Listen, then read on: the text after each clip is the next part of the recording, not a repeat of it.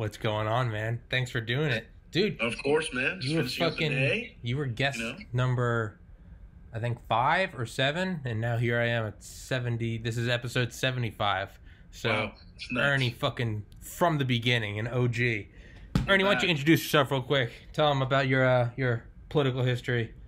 Yeah, of course. For everyone that's obviously watching, I worked in this. I started my political career way back in the day as a young man at 20 years of age, I guess. Jesus, working for the state Democratic Party of Georgia as an intern. I then went on to intern up in D.C. In Congress. I was there for about 5 months, and then came back here, and then also went back to the state senate as a chief of staff to a state senator who was no longer actually in office. He lost, but and then I also was secretary of the Latino caucus for the Democratic Party of Georgia for a little bit, for about a year or so. So that's the political life that I've led. And you got an internship for the Obama administration, correct? I did. I applied. I'm FBI approved, right? Had to develop my SF-87, which is a pain in the ass, but yeah, no, it was great. I mean, I got it. I unfortunately could take it because it wasn't paid. Yeah. Luckily, at the time, I was able to apply for the Congressional Hispanic Caucus internship, which paid for a place to stay, flights there and back. So I was blessed in terms that I had something that I could fall on. But yes, it was one of the biggest regrets of my life not being able to take that internship, because I would have met the man himself. Yeah, that would have been dope as shit. Would have been sick. That would have been sick as shit, dude. Get a fucking selfie with Obama. That would have been fucking. Yeah. That would have been game over, man. It's who knows? Maybe it's good you didn't do it, because that could have been the peak. Now it's like the best still may be in front of us. But I feel like if you had a selfie with Obama, they'd be like, whew. But I will meet Barack Obama one day. I promise you that. And I'm sure you will. You're a goddamn candid, beautiful man. It's How do you think that would have? How do you think that would have changed your path, or do you think it wouldn't have? Oh, I think it would have changed it tremendously. I probably would have stayed in D.C. honestly. Yeah.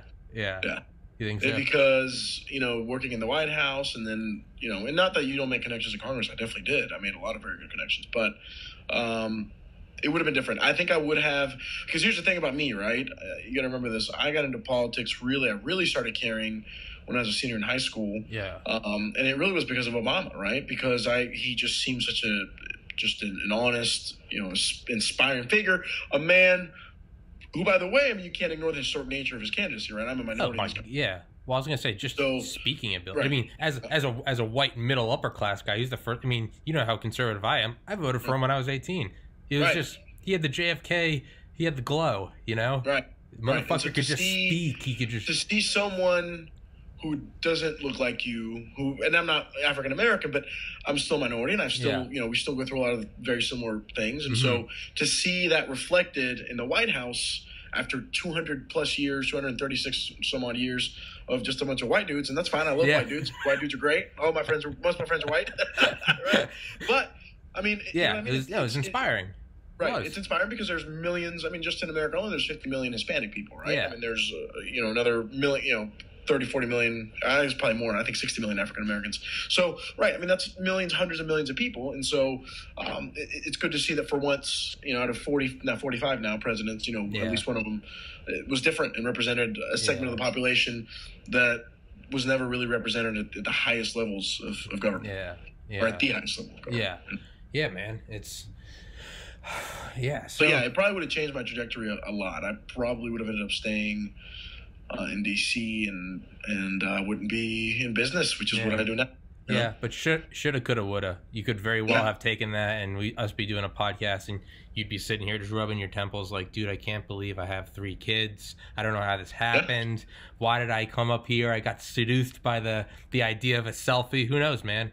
Who knows? Yeah, so you can't look at it like that, dude. It's, hey, man, all I know is just thinking of, like, the butterfly effect. I mean, Jesus, dude.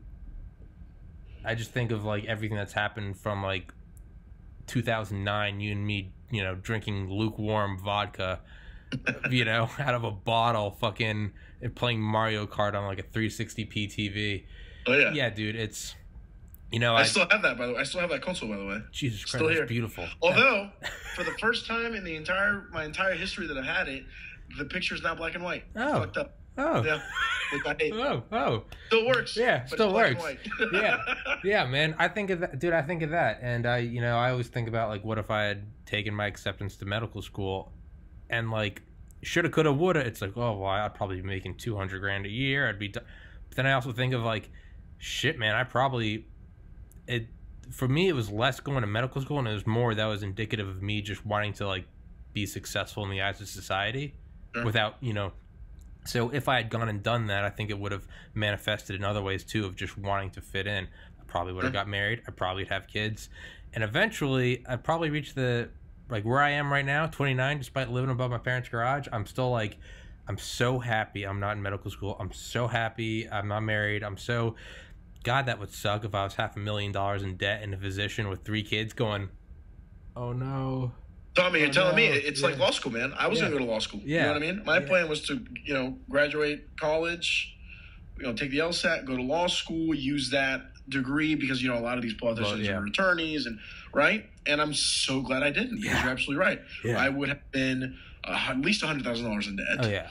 Right? I would have spent 3 years of my prime where I could have been making money, which is what I have done, putting myself in debt, studying, definitely living at home, obviously. I wouldn't have had a choice. Yeah.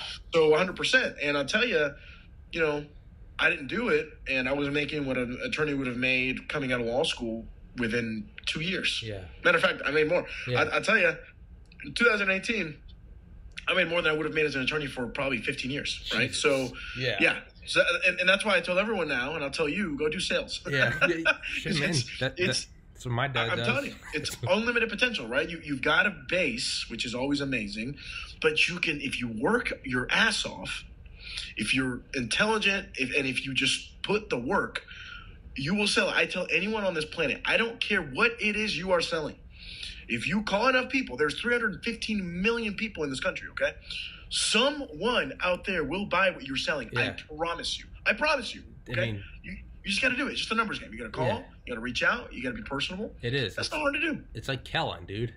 I remember we used to, in Valdosta, everyone in PiCap used to be like, Tommy, you're going to make the most money. You're going to be a doctor. And I always used to say, like, no, I'm going to make a lot. But I was like, Kellen's going to make the most. They'd be like, Kellen? I'd be like, Kellen. They'd be like, dude, Kellen's got like a 1.5 GPA. I was like, Kellen can sell, Kellen can sell a ketchup popsicle to a woman in white gloves. And what the fuck is Kellen doing? Kellen's selling and making bank in LA. Yeah. So yeah, man, dude, my dad does sales. My dad came from bumblefuck to no longer bumblefuck. It's like Bill Burr. And he's like, let's say you're chasing your dream. He's like, you're living in your parents' house, or you just got broken up with, or you just lost your job. And he's like, and you're looking at all your friends, and you're in your late 20s, and they're married with kids, and you're like, oh my God, they're so successful, and I'm not. He's like, let me tell you something. All those guys laying in their big houses with their new cars and their wife and their kids, guess what? They're dreaming of that futon in their parents' house. They're dreaming of not being tied down, going, man, what if I just went for it? What if I just chased my dream? It'd be a couple years of shit, but I could make it. He's like, so if you're on that futon in your parents' house, he's like, guess what? All your successful friends, he's like, they're beating off to that. So that's at least a lie. That's at least the lie I tell myself. And it's not to demean anyone, right? I mean, look, different folks take different paths, and there's nothing wrong with marriage, right? Yeah. My mom had me when she was 21, right? Yeah. And of course, I want to get married one day, right? I mean, that's, and I want to fall in love, and that's just, part of life, and it's beautiful, and everyone's different. But no, you're absolutely right. I mean, a lot of people think that way. A lot of people who or really what it is social media, right? Has created such a misconception of people because you only see the good parts on social media. You see the top 10. You see the Sports Center top 10. Right. You don't see the hundreds of hours of games and playoff games. You see one home run from Little League. You see a one-handed end zone catch. You see a three-pointer from 85 feet. But you don't see the 50, 60-minute games of just nothing. 100%. 100. Yeah, and I say all that half kiddingly. People, I know if I had gone to med school, I would be someone who would be looking at living in my parents' house and being like, that looks awesome.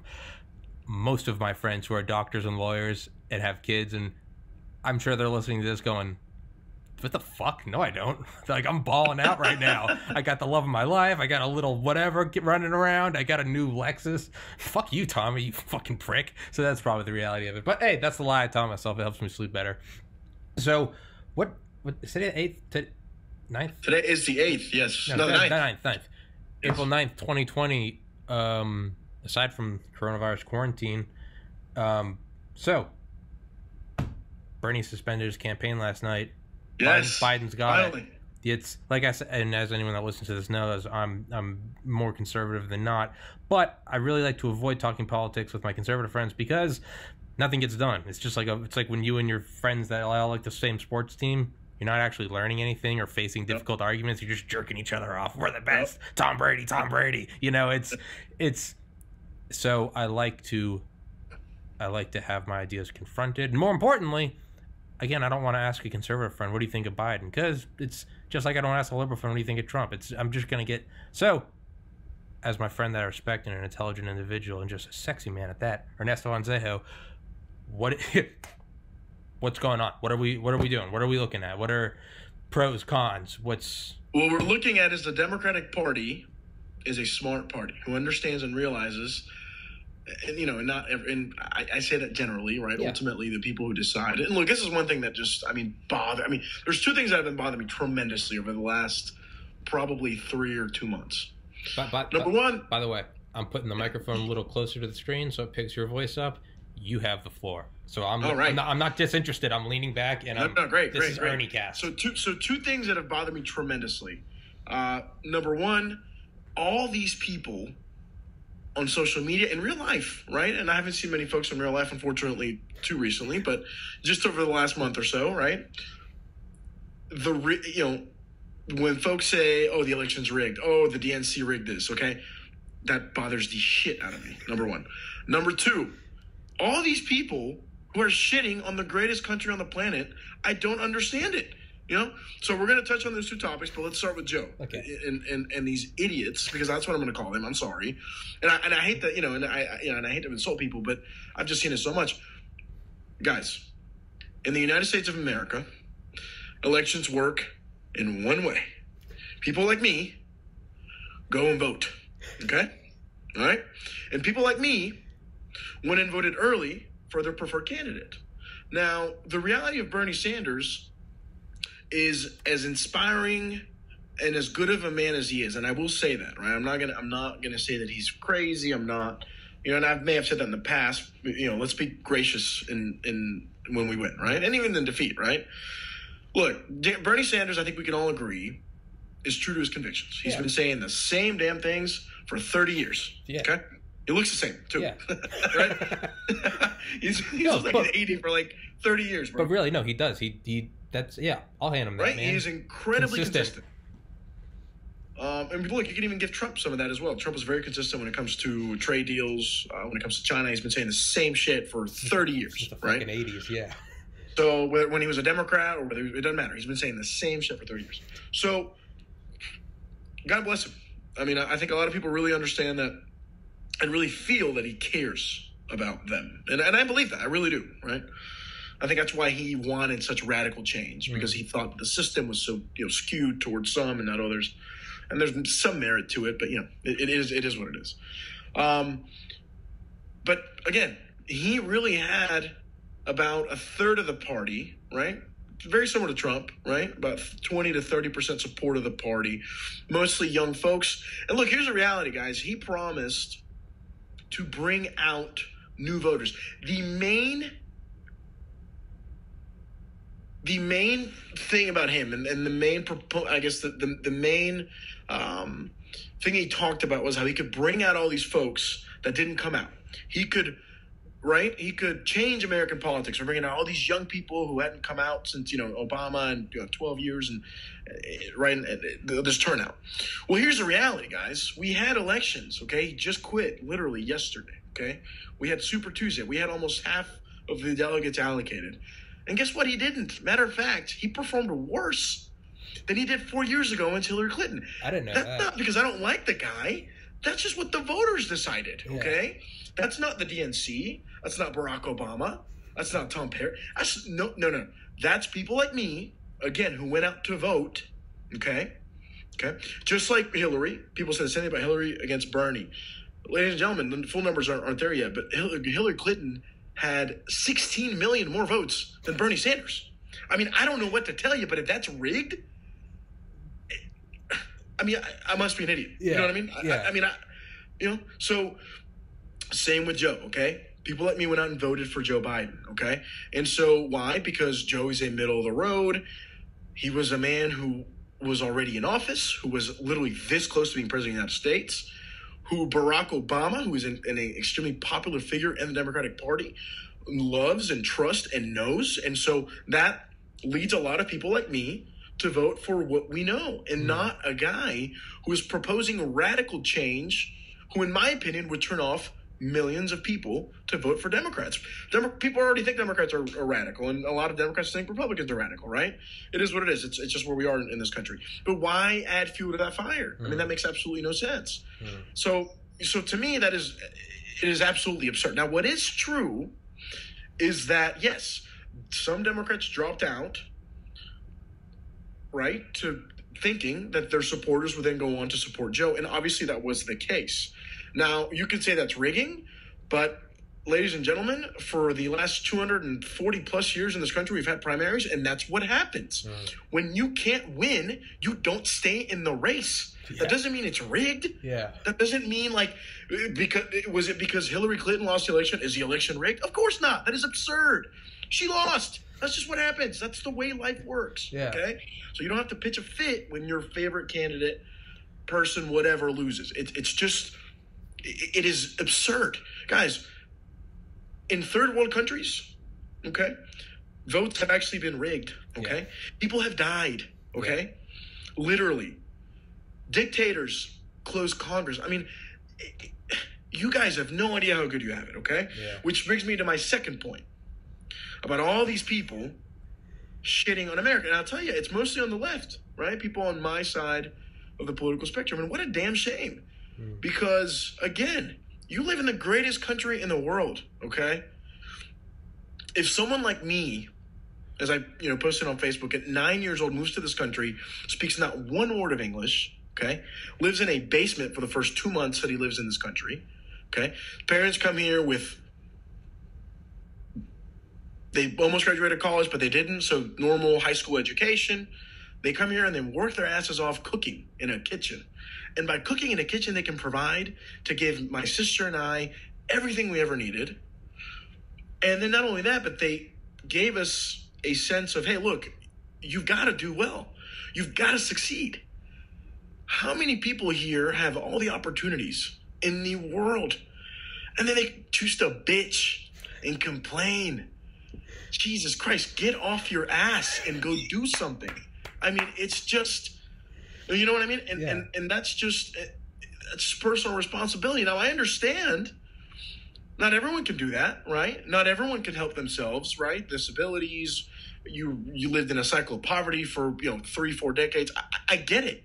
That's why I'm a Democrat, right? Yeah. That's why I think government should help those who cannot help themselves. Now, we can argue what those parameters are and who those folks can be or who are not, right? But that's why I'm a Democrat. But again, guys, you can't just let what's happening up there in D.C. or even in Atlanta or wherever it is that you live dictate what you do with your life. Because I'll tell you what, whether Trump's president, whether Hillary was president, whether Barack Obama's president, me personally, in my life, I just keep going up and I keep succeeding, right?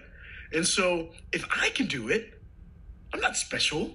I'm not smarter than anyone else. I'm just another dude, man. So if I can do it, you can do it too. Especially if you were born here and you have all the advantages in the world. I didn't even speak English at 9 years old, man. So, come on, dude. If I can do it, we can all do it. So, let's stop this nonsense of shitting on the greatest country this world has ever seen. Guys, you are so lucky. You have no idea. And that is why I think immigrants are so successful, right? Because they know. They've lived in third world countries. And that's not to say that Peru is a shithole. It's not. It's a beautiful country full of beautiful people, full of a lot of opportunity. But it's not America. It's just not. I mean, it's just not. It's just not. You know what I mean? I promise you, me at 29 years old, and probably doing better than like 90% of people in Peru. I mean, seriously, and it's a shame, right? Yeah, but it's the truth. Me at 29 years old has a BMW and his own 2-bedroom apartment he can pay for, and a cat and a dog, and I can travel, right? And so, and I can do it, and I make good money, and I just, matter of fact, I just got employed even during this, this virus, right? Equifax, let's go. Call me for your data needs. So, you know what I mean? I mean, so guys, we can do it. Anyone can do it. Quit shitting on your country and realize that personal responsibility is huge, right? And so those two things have been bothering me tremendously. But the whole rigging thing is seriously absurd, okay? Because this that needs to die on both sides. It, on Trump forums and Trump subreddits, it's always, oh, rigged again. Bernie got rigged again, and it's more so like stoking fires for the sake of being, like, and Tommy, sore winners. But it's Tommy, not just Donald Trump forums, Donald Trump himself. Yeah. It can't, which is a shame. It is. It's, hey man, I like him, but I'm not marching place for him.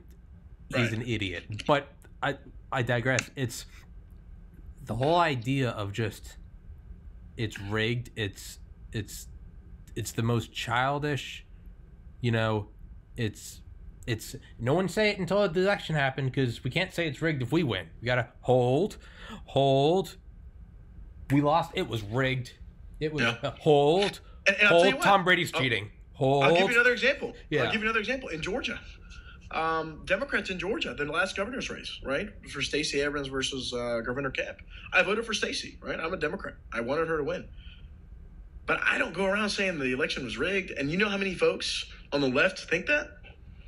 Because he was a Secretary of State while he ran for governor, right?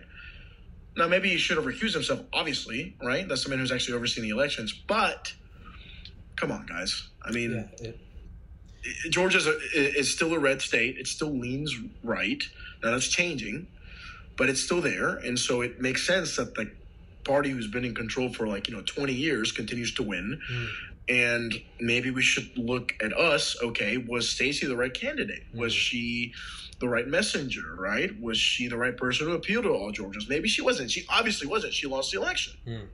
Yeah. You know what I mean? It's so, like, the one thing that always burns me, and I believe you posted this, and it was in 2016, and it was not even of the population of the United States, so not including under 18 and not including felons.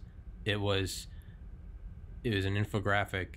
It was from the government. It was I don't know where it was from, but it might have been from the Census Bureau. I don't know, but it was of the voting eligible age population. 27% voted. 27. So it doesn't even matter. 100 million people didn't even vote last election. Yeah, so it's 100 million people. If those people were to vote, they would change American politics forever. It gets to a point where it's like it's not even like, oh, we need to switch up our candidate because we're not winning. It's like, no, like, what you have is working. Your car is broken. Don't go get a new car. There are some wires disconnected on the battery. Oh, this one works fine. 27%. So I'm glad you said that. Didn't vote. I'm glad you said that. Look at Georgia. Georgia's a beautiful example, okay? Yeah. I don't remember the exact numbers. I'm not going to look them up right now, but I know Romney beat Obama in 2012 here in Georgia by, I think, around 200,000 votes, 250,000 votes. Trump, even less with Hillary. I think it was about 200, maybe 170, 180. Here's the reality, okay? Let's talk about groups who vote 70 to 90% Democratic just in Georgia, okay? 500,000 African Americans didn't even vote. In Georgia, if 80% of them, which is actually 90% of them, vote Democrat, go vote, Democrats win every election for the next 15 years. Yeah. That's just African Americans. Hispanics, another 120,000. Asians, another 90,000. So right there, you literally have your margin of victory by like an absurd amount. But you're right. Either people don't care, either people are just disillusioned with the party, so they don't identify, right, with the Democratic Party or the Republican Party. Or I don't know, man. They just don't care. You know what it's like? I remember my dad would always say this when he'd come to like middle school basketball games. This is like free throws.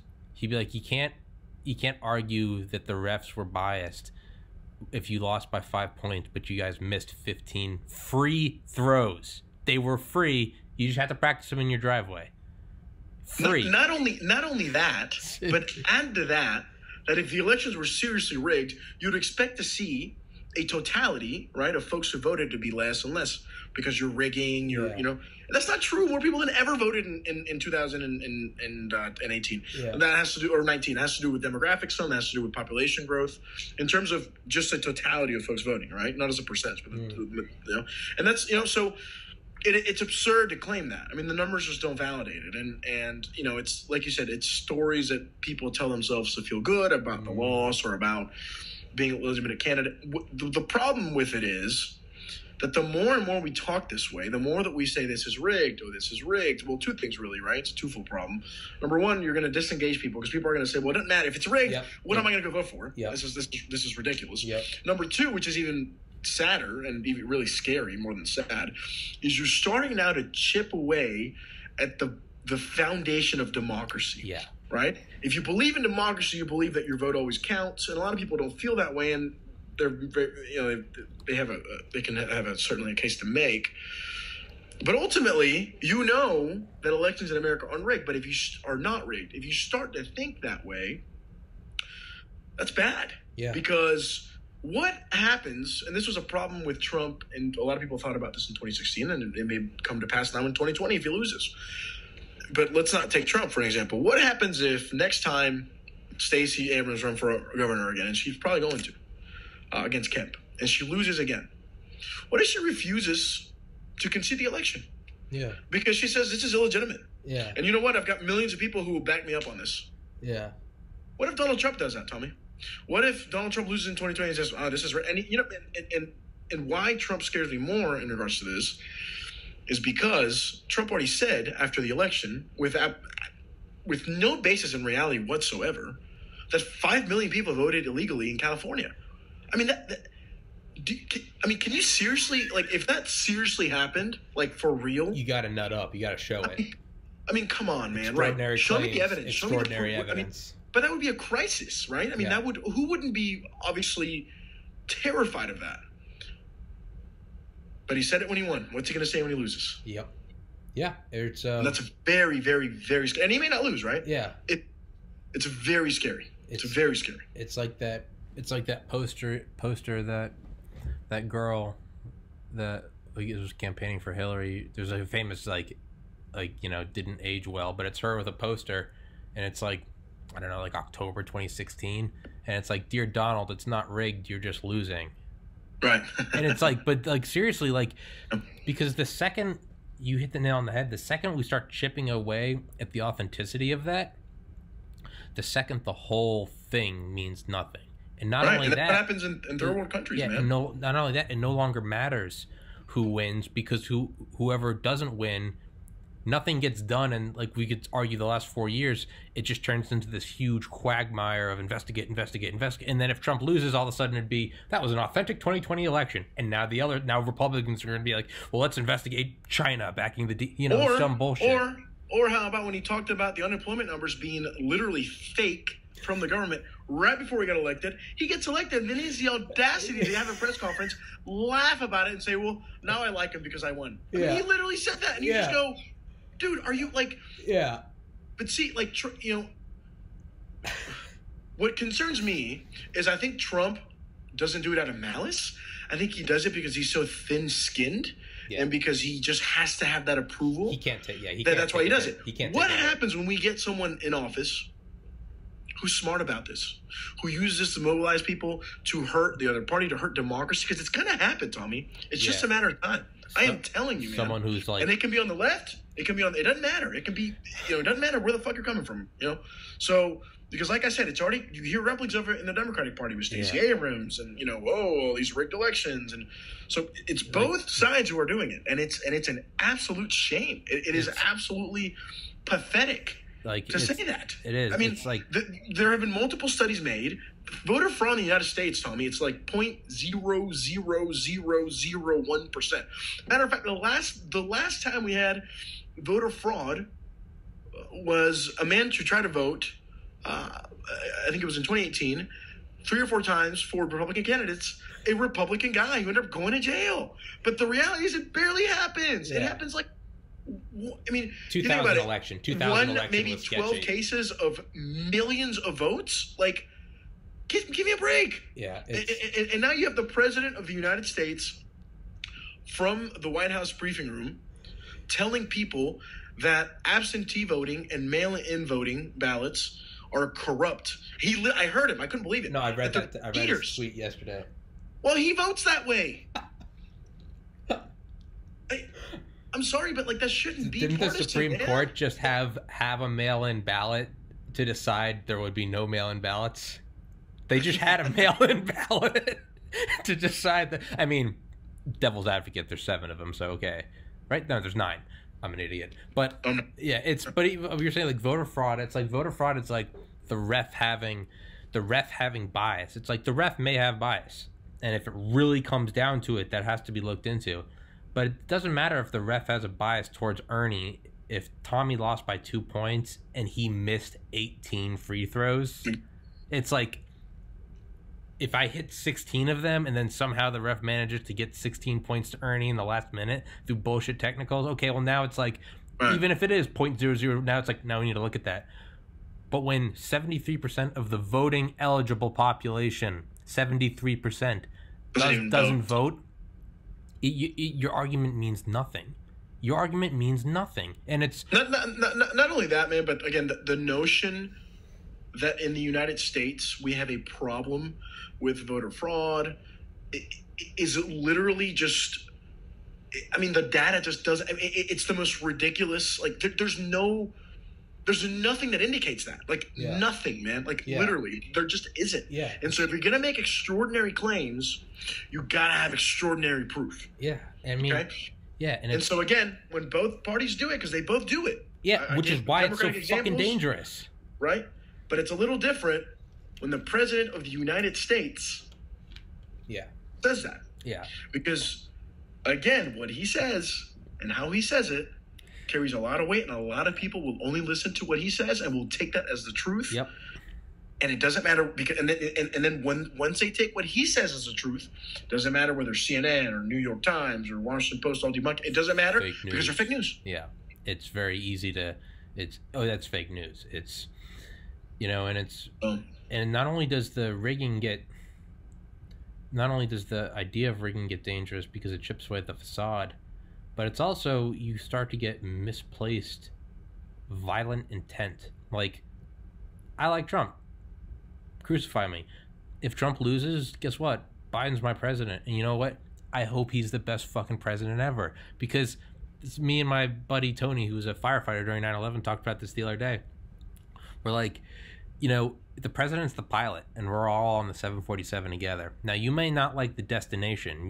We're going to LA, you'd rather us go to Seattle. We're going from east to west. Hey, I want you to go left, you're going more right, whatever. By all means, argue. That's what's beautiful is we can argue, we can vote, whatever. But when 4 of the engines are flaming, you don't go, hey, fuck this pilot, watch this, told you so, we're about to hit that granite mountainside at 600 miles an hour. You're all dead. So right.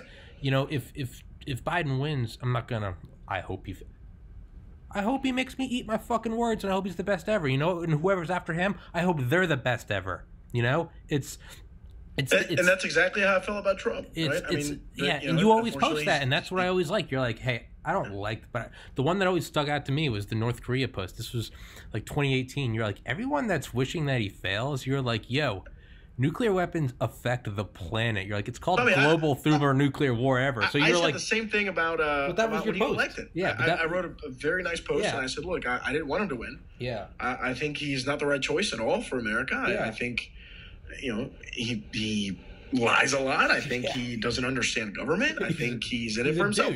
He's a douche. But he's the president, man. So what can I do about it? Nothing. Yeah. It has nothing to do with him. You don't have to say, well, I hope he wins. It's not even like respect for him. And shit, I'll go so far as to say you don't even have to go with the whole respect the office. I get it. You don't want to. At the very least, respect your own self-interest. And yes, he may be the one that you do not like and the one that you hate. No matter what, you better fucking hope that's a time where you want to be proven wrong. If you're accusing your spouse of cheating, you want to be wrong. It's better to have your ego take a hit and realize you were wrong than what do you want to say? Ha, I knew you were fucking that guy. Okay, well, now you know your marriage is ruined. It's right, exactly. So it's the same thing, dude. Like, it's if Biden wins, like, no, he's not my guy, but god damn it, I hope he's the best ever. It's just like, and it's but the thing that, you know, I look at someone like you, and I always look at how, you know, like, Pressler always comments on your shit, and I'm always like, dude, like, I try to be a middle of the road conservative. I'm like, god damn it, Pressler, you make us look bad. But for, you know, everyone like him, there's a far left leftist, and then there's you, who it's you could get away with whatever you want to say because you're an immigrant, because your parents came from there. But the fact is, you're still you don't pull some like bullshit centrist where you're like, hey everyone, it's okay to like Trump. You're like, no, I fucking hate this guy. You're like, he's a fake tan douchebag. You didn't say that, but I'll say it. He is. But, you know, that thing that scares me is like, Biden, as much as everyone doesn't like him, like, he's not radical, and he was the vice president for 8 years, and he was fine. Like, I'm okay with that. You don't like Trump, but it's like, he was a loved celebrity before this. It's like, okay, like, I get it, dude. With Bernie, like, I can't help but shake it's one thing if his fan base or supporter base doesn't like Trump. I get it, that's expected. But it's another thing when they're like, fuck it, I'm not even gonna vote for Biden. It's like, well, dude, you're not even, you know, hey, I don't get to be the first string quarterback. And so I hope can't my tell team you how loses. many people on my Facebook timeline have said exactly that. It's like, dude, you're fucking yourself. And they're saying there's going to be, there's going to, what did that one guy say? Milwaukee will fall. We're going to burn it down. It's like, you make me not, and I'm not liberal. I'm like, you make me want to go out and campaign for Biden, right? Right. I'm like, Jesus Christ. No, but look, I mean, but you're absolutely right. And like I said, I mean, Bernie was similar to Trump in to the extent that his fans are not even radical. They're just they're there. They're hardcore. That's fine. It's almost like I don't want to say a cult. Yeah. But it's almost like a personality cult. You know what I mean? Sportish. I mean, like, Trump had a good point. I could stand in the middle of Fifth Avenue, Fifth Street, or Fifth Avenue, New York, and shoot someone on a pipe, and he's probably right. Honestly, yeah, I guarantee you, a lot of my family members would be like, "That just means he's 2A." Like, exactly, exactly, man. So people find a way to rationalize what they want to rationalize, right? Yeah, right. I mean, that's your cognitive dissonance, right? Yeah. Well, you know, like, I've got people who get on, you know, Pressler doesn't, a lot of other people do it, who will say, oh, well, Joe's creepy and he's rapey and he's this and that. And look, I've seen all those pictures, and obviously, and I've seen, matter of fact, I remember in 2012 when he was on CNN, there was like they did, oh, look at Joe getting all handsy and doing this and that. But again, guys, if you're going to say that, I mean, make sure that your guys is clean. I mean, can you really claim the moral high ground when Donald Trump, who has literally been rumored to have been on the islands with Jeffrey Epstein, I'm not going to tell you he did anything, but dude, if you were that's there, known. If you were there, okay? That's what, you know what I mean? So if you really want to go there, I mean, we can go there. Yeah. But is that what we want to debase our politics to? Yeah. You see what I mean? We've become such a personality cult. Yes. It's a shame. It's like, and I feel like, I mean, Obama was to an extent that way, but I don't know. I caught him out when I thought he was wrong. I thought he was wrong on Syria. I thought the implementation of Obamacare was a massive failure. I thought his North Korea policy wasn't good. He didn't really do much for 8 years. So I'll call him out when I have to call him out, right? But it seems like these people, and same with Bernie and with Trump, and it's obviously not everyone, but it seems like they always want to rationalize and always say, well, it's not us, it's you, right? You're the problem, and it's your fault, or, you know. And so I think this election, it's a very simple election, and I think it's gotten worse for Trump because of two things: the economy and this pandemic. Yeah. Right? The economy's in free fall. I mean, you have now 16 million Americans who have filed unemployment in the last 3 weeks. Yeah. Equates to around 12% unemployment is what economists are saying. Yeah. That's bad. That's really bad. That's insane. And not only that, But a lot of these businesses that are closed and laid off folks probably won't reopen unless they've got massive government help. Yeah. And so how will Trump do? On the other side, what will the Democrats do to help Trump? And that's a shame that we even have to say that, but it's just the truth. It's an election year. It's a president that Democrats absolutely despise. They should put country over party, but it's just no one does it anymore, right? It's just it's the way politics runs. Yeah. So I think the response, the economic response, is going to be huge because, again, you think over the last 50, 60 years, there hasn't been one time where we were in a recession, maybe other than FDR and Obama. And Obama, we weren't in a recession anymore in 2012. It was just a slow economy, where the incumbent has won during a crisis or during a recession, at least, an economic recession. So we'll see, right? Now, on the other hand, he can use that to an advantage to say, well, in the middle of a crisis, do you want to switch pilots? President, right? You don't want to do that, right? Yeah. Steady leadership.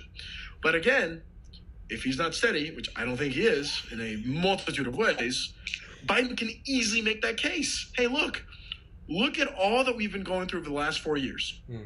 Starting from when the day the president of the United States got inaugurated, Sean Spicer gets and goes in front of the American people and says, those pictures you put up are fake. Let me give you my picture. And he literally doctored a picture. What was his quote? Alternative facts.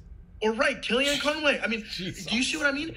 Ever since day one, it's been one thing after another, and the media is complicit to it. Obviously, the media is going to report on it. Some of it's nonsense, yes, but a lot of it isn't. A lot of it really isn't. And so a lot of people who are sick of this, in my opinion, and again, remember what we talked about last time, we're talking about 3 states, Wisconsin, Michigan, Pennsylvania. 3 states, which, by the way, have voted Democratic for, other than 2016 for the last 35 years, okay? And the totality of those 3 states, again, for everyone who doesn't know this, were 100,000 people. All Joe Biden needs to do... That was the difference? ...is convince 100,000 people in 3 states to go from Trump to Joe Biden, and Joe Biden's president of the United States. But the thing is you don't even need to convince that number of people. You just got to convince the people who already have their convictions to go fucking vote. That too. Like, you don't even... Fuck those 100,000 people. If you can mobilize 3 million, game over. Which, by the way, is something that Joe Biden has got no credit for. So when we started this conversation, we said Bernie predicated his nomination on the fact that he could bring out voters that had not voted. Yeah. The voters for Joe Biden, or the people who voted for Joe Biden, have actually been more than Hillary Clinton so far. So Joe Biden is actually turning out voters. At least Democratic voters, right? It's a primary, so it's not a general. But that speaks to something. What does that speak to? Democratic voters are energized. Democratic voters understand that in order to be Donald Trump, you need someone who people know, someone who people are comfortable with. Who better than the vice president to the most popular Democratic administration since FDR? Who can speak like JFK? That's the thing. Yeah. Who better than... Literally, Obama's one of his best friends who can get him out to come out and stump for him. Yeah. It's going to be a referendum, right, on Trump, but it's also going to be a choice between the Obama legacy and the Trump legacy he's building, right? Yeah. And so, I don't know. I'm confident, but I'm not going to make predictions. Again, I was very wrong in 2016. I don't want to be wrong ever again. No one and that's does. what's going to happen again. That's a stupid thing to say. That's where the podcast will bite you in the ass. Right? There's a podcast of me in January going, dude, I just talked to some guy saying coronavirus is coming to California. There's literally me saying, like, looking in the camera and being like, no, it's not. So, you know, I can't take that down. And nor do I want to. But I was going to say, that's the thing, man, is like, even at the most core, that the reality is Biden is, for, you know, just speaking from conservatives and, you know, largely conservative family and friend group, it will not have conservative friends, I'd say probably down the middle. It's Biden's a lot less, to lack of a better word, scary. It's like, it's almost like, it's like Hillary was less, because it's like, yeah, but it's still like, you know, as much as you can hate her and whatever, it's like the reality is like it's almost like she's been in politics for so long. It's almost just like, okay, this will almost be like I don't like it, but I'll survive kind of thing. That's what Biden is. It's like, I want to see Trump win. I do, but I'm like, I do. If Biden's president, it's just like, yeah, okay, well, all right, I'll get behind that. I have to. It's right. I would still, if he won, I would say Bernie is my president. But that's a lot more like, oh, this is some radical shit. Biden's a lot less. Look, Biden's less scary, if you will. Let's just say what it is. He's a rich. Look, Bernie. I was gonna say, Biden's a lot less scary. Let's just say it like it is. It's because he's another old rich white guy. Honestly, say what it is. That's gonna be why he's a lot less scary to a ton of Republicans, because it's gonna be like, he's kind of he's not the 1%. It's not the crazy Jesus guy, right? Sorry to interrupt. Right. No, it's true. Look, Bernie had some really good ideas, right? But the problem with Bernie is Bernie, I think fundamentally to his core, doesn't believe in capitalism. Okay? Yeah, that's the problem with Bernie, right? Yeah. So in pursuit of that goal, in pursuit of changing the system to a more equitable, just society, right, you're going to hurt thousands of big businesses, small businesses, right? You're going to probably have policies that are going to hurt a lot of people, layoffs, whatever the case may be. And that's why, I voted for for Joe. That's why I voted for Hillary, obviously, in 2016 and Obama in 2012. I couldn't vote before I wasn't a citizen. Yeah. Because I fundamentally believe these people understood that capitalism works, that capitalism is the most efficient way to allocate resources. Now, all of that being said, it's not perfect, and that's why we're Democrats, right? Because we believe that the government should step in. So again, healthcare is a huge place where the marketplace has obviously failed millions of people. You're seeing it right now. I just told you those unemployment numbers. Yeah. Now, maybe not all those folks had insurance, but 85% of people on insurance have had through their employer. So those people just lost insurance. Right? And so what's the solution in the 21st century? The solution, for me, that's too radical would be a Medicare for all, ban private health care. That's absurd. It would be a massive disruption. If Obamacare, that only added about 15 million, 60 million people under the rules, was a disruptor, imagine scrapping the whole system, right? That would be, it would just be asinine. It would take probably a decade to really get, it would be absurd, right? So again, the Joe Biden plan is, let's just have a Medicare option or a public option for those to enroll in who want to enroll in it, for those who need it, right? Yeah. Right? Competition, right? Yeah. Now, it's obviously government, and it's obviously the government's always going to win because it's free as opposed to But I'll tell you what, someone like me would probably not opt to go for that option as opposed to being on my healthcare with Equifax, right? Because why would I? It works for me. Versus 9-year-old you, though. I don't mind paying premiums, right? Versus 9-year-old Ernie, who just came here with his parents. That's absolutely, and I'm with you on that. I don't believe it in the Bernie sense, but like, we are our brother's keepers. In that sense, it's like, yes, here are these two immigrants, Mr. and Mrs. Aze, who we're going to work their dicks off. Not saying your mom was a dick. Working their balls and their ovaries off. Like, that's fine. Give them a public option. You can't have them going bankrupt because Ernie broke his leg. Right. It's right. And not that, but because you live in America. Jesus Christ. Yeah, it's like, if we're the best country, let's own that. Let me tell you something. If all of Europe can do it, and this is what Bernie says all the time, right? Yeah, if Peru can do it, I'm not talking about an entire change. I'm talking about just give folks another option. Yeah. Give them the Medicare option. And if they want it, if it's superior, if it's better, then people will go there. Yeah. If they don't, then they won't. And you know what? Those who have insurance will be good to go. Yeah. And those who need it will go seek it. And that's the way it should work. Yeah, like we have public schools. You can nut up and be like, hey, I can afford it. I'm sending my kids to St. Pius, a nice Catholic high school. Go for it. Every friend I have is wildly successful. But if you don't, it shouldn't be private Catholic high school or bust. It should be like, all right, you can go to public school. Exactly. A lot of my friends from Lakeside are doctors. They're fine.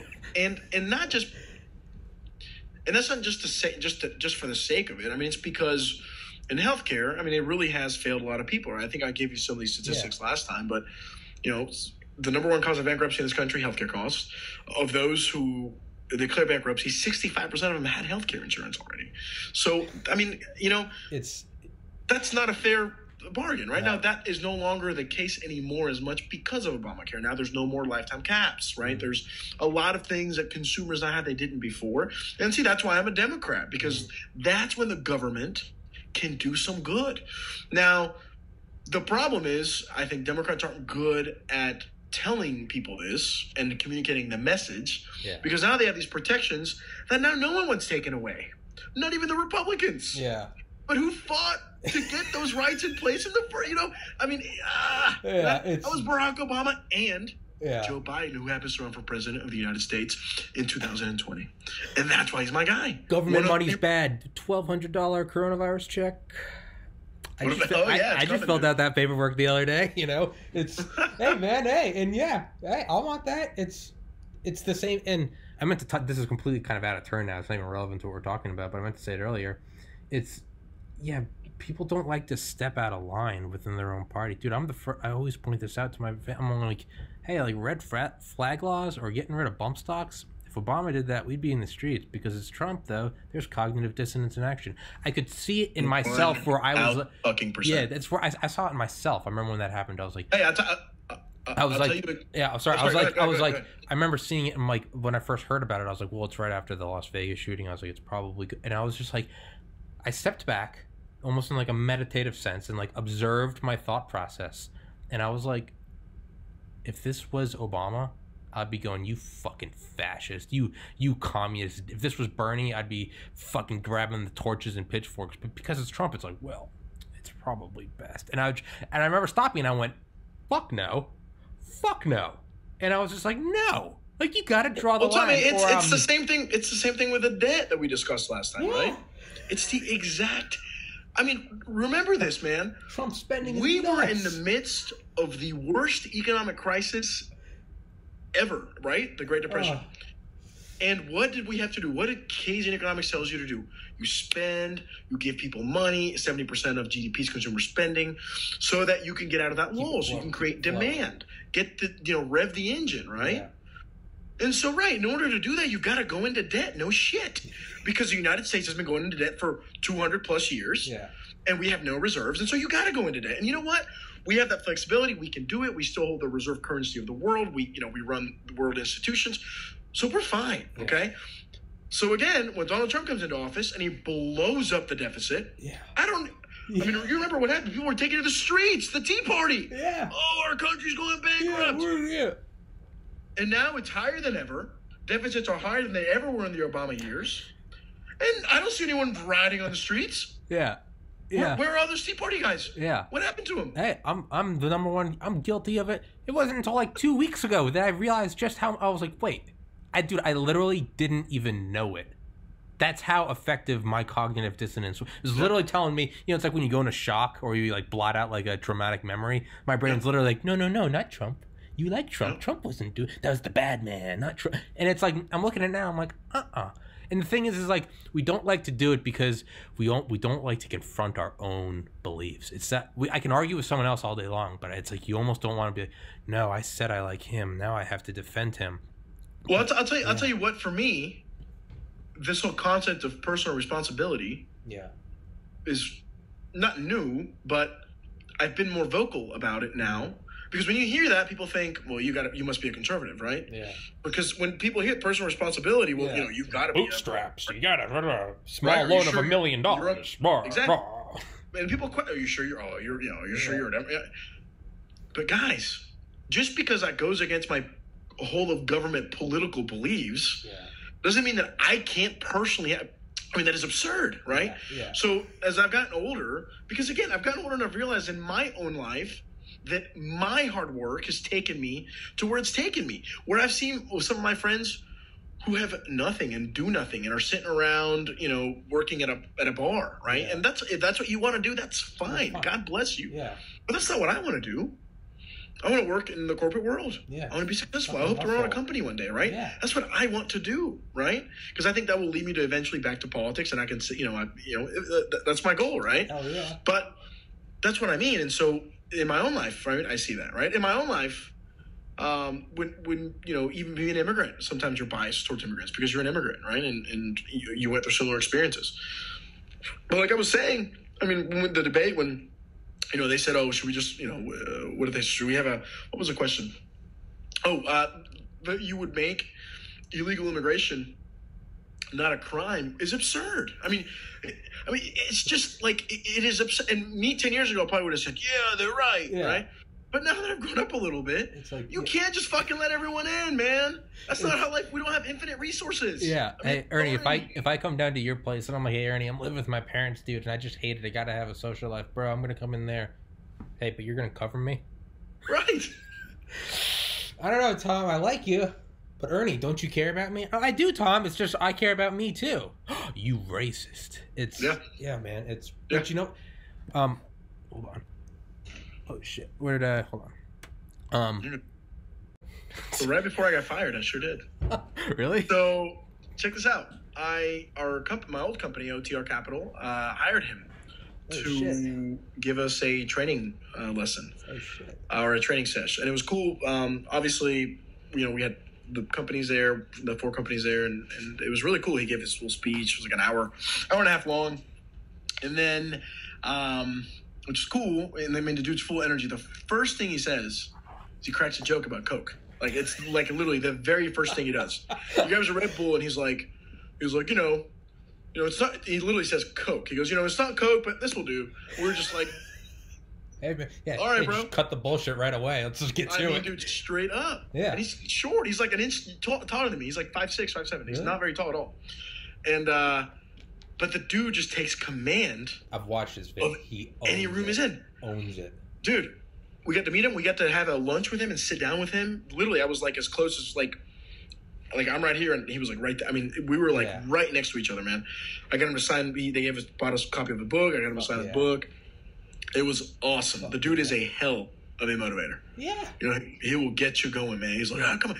Yeah, he's like, pick up the fucking phone. You fucking dial. Your wife doesn't like you? Pick up the fucking phone and dial. Because when I have problems, I roll up in the back of a limousine in a $2,000 suit with a $50,000 fucking watch. Awesome. Yeah, man. And he charges a shit ton of money to do that. It's not cheap. Yeah. So, but it was super cool, man. It was awesome. That is awesome. Something told me I wanted to bring up, and I think it's important.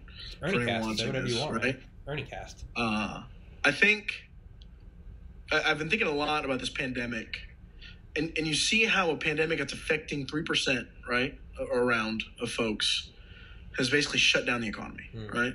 Has shut down the economy primarily due to us. We did it on purpose. We had to. But you see what it's doing, right, to America. There's no toilet paper. Okay, I read an article yesterday. Why is that? It's not because people are hoarding toilet paper. It's because the supply chain just isn't there. People are staying home. Yeah. It's about a 40% increase, and there's two totally different supply chains for commercial toilet paper, so folks who go to work, and for home toilet paper.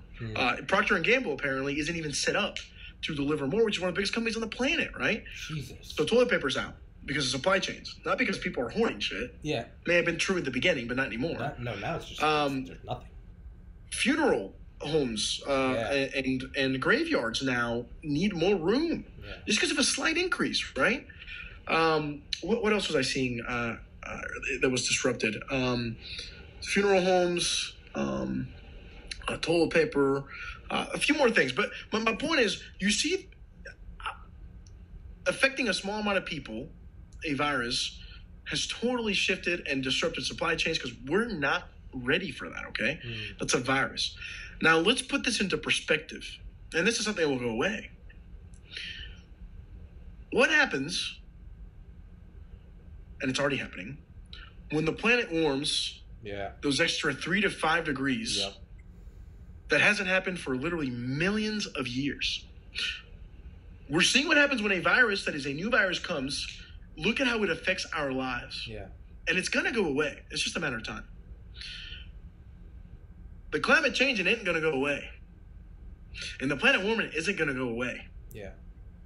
How many disruptions is that going to bring upon not just America, but the world? Yeah, I've been thinking about that a lot lately. Yeah, that's and it's fucking scary. That's when every press conference you see when that happens, they're all going to be from undisclosed locations and bunkers, because there ain't no coming back from that. And it's at all. Yeah, and it's almost like we saw how, you know, it's even like I was saying, like coronavirus. It's like, oh, that's in China, and then it's, oh yeah, I know it's here, but it's almost like it's not until it's knocking on your doorstep, and it's literally like, no, you're not allowed to leave. Like, you guys can't go anywhere. It's almost like it doesn't matter if it's on the TV. It's not until it's like my own body. Now I can't get in my car and go somewhere. That I'm like, the most okay, perfect it's example here. To me was when people started taking it seriously. I didn't even take it that serious. March Madness. Was when sports got canceled. March Madness, dude. It was like, like, okay, what? And people are like, wait, what the fuck? Is this for real? Yeah. So that to me is terrifying. Yeah. And the only person in this country, or the only person, but the only candidate running for president who even gives a shit is Joe Biden. Really? I mean, he just is. You know what I mean? And to me, that is fundamentally, it's such a threat to humanity. That just based on that, I mean, I cannot in good conscience vote for Donald Trump. Yeah. I just can't. That's fine. Yeah, it's. But yeah, I was gonna say, what I like talking to you though is like, because you and I always go into I mean, not only, you know, good friends, but also we're not coming in here to, like, you know, sharpening the swords and I'm gonna prove him wrong. I know that I'm never gonna convince you otherwise, and I know you're never gonna convince me otherwise. Right. So, and we're not even trying to convince each other otherwise. And because we sort of come in sort of, you know, weapons down, it's when I talk to you, like, it almost takes away all, quote, worry. Like, if Biden won, it'd be like, because when I hear you talking to someone I know, and it's like, oh, I don't know how to explain it, but it's almost like, yeah, it's like, oh wait, this isn't the big bad boogeyman. It's almost like it's better to. It's like normally you want your guy to win and you're terrified of the other guy winning. Now it's more so like, I'd like to see my guy win, but if he doesn't, hey, we'll get him next time. It's that. Well, look, and same thing with Trump, right? I mean, of course, I think he's wrong for this country in so many ways. Yeah. Right? But like I just told you, even if he does win, I'm going to be fine. I promise you that. Yeah. You know what I mean? Yeah. So it's not going to affect me. Now, it may, as I've been saying and discussing, right, it may chip away at some of the, you know, foundations of democracy. We may not make any progress at all in climate change. And those are issues that will ultimately affect all of us. Yeah. Right? No matter who you are. And it will, you know, the bill will come due at some point. But, you know, I mean, ultimately it's a shame, but it's true, right? And this is probably why we don't handle our problems the way we should. Human beings are very, you know, set up for very short reward. You know, hey, I'm only looking in the next few weeks. Yeah. I'm not looking exactly, very small windows. No. I'm not looking at 20, 30, 40 years on the road. And especially government isn't doing that. Yeah. Because there's no incentive for them to, right? For them, it's, I've got to win the next election. Because if I don't, then I'm not even going to be able to do what I want to do. Yeah. It's and so, you know, and how do we get out of that? I don't know. I think we talked about this last time about term limits. I think people in the House should have 4 years so that they do have those 2 years to actually legislate and not just have 1 year and then go back to campaigning the next whole year. Fuck that. Just give them one fucking, and obviously this is my dumbass talking, just give them one 10-year block. Just give them 10 years and you can't run again. Fuck off. Just go in and stop campaigning. Just fuck off. You get 10 years. Go for it. You're a lame duck the second you get in. Just go for it. I know exactly what you mean. Yeah. But no, you're right, man. I mean, so just the dialogue, man. It's a shame because everyone just attacks each other, right? I mean, that's so. Like you're saying, I'll post something on Facebook, and I know I'm going to have 5 to 10 people just tell me I'm an idiot, or I'm a liberal. Yeah, you communist. You know, you ain't American. Trump 2020. Yeah, I'm like, no matter how valid my points are, doesn't matter what it is. True, it doesn't matter. You know that when you say certain things or certain words, or you sound like a liberal. Yeah. You know, and look, and same thing it goes when I sound like a Republican or a conservative. I praise Trump. Yeah. Or when I, you know, talk about personal responsibility. I'll have people who will tell me, dude, you're an idiot on the left. And people on the right, oh, this is great. You sure you're not a Republican, man? Yeah. You're coming along, man. Oh, yeah. You know what I mean? Yeah, it's this. Yeah, I've seen you post shit about soccer. And people feel like, I've seen like press, I think it was like It was something weird. I don't know why I remember. I know exactly what you're talking about. It was when I was on a bachelor trip in Miami, and I posted because I was in an Uber, and this guy said that Lionel Messi was not the greatest player of all time. He's absurd. Not only did he not say that, but he also said that no one would remember who he is in 20 years. And I was like, dude, you're a fucking idiot. I couldn't believe it. Yeah. So, I do what I do best, and I go to Facebook, and I'm like, can you guys believe this? What an idiot.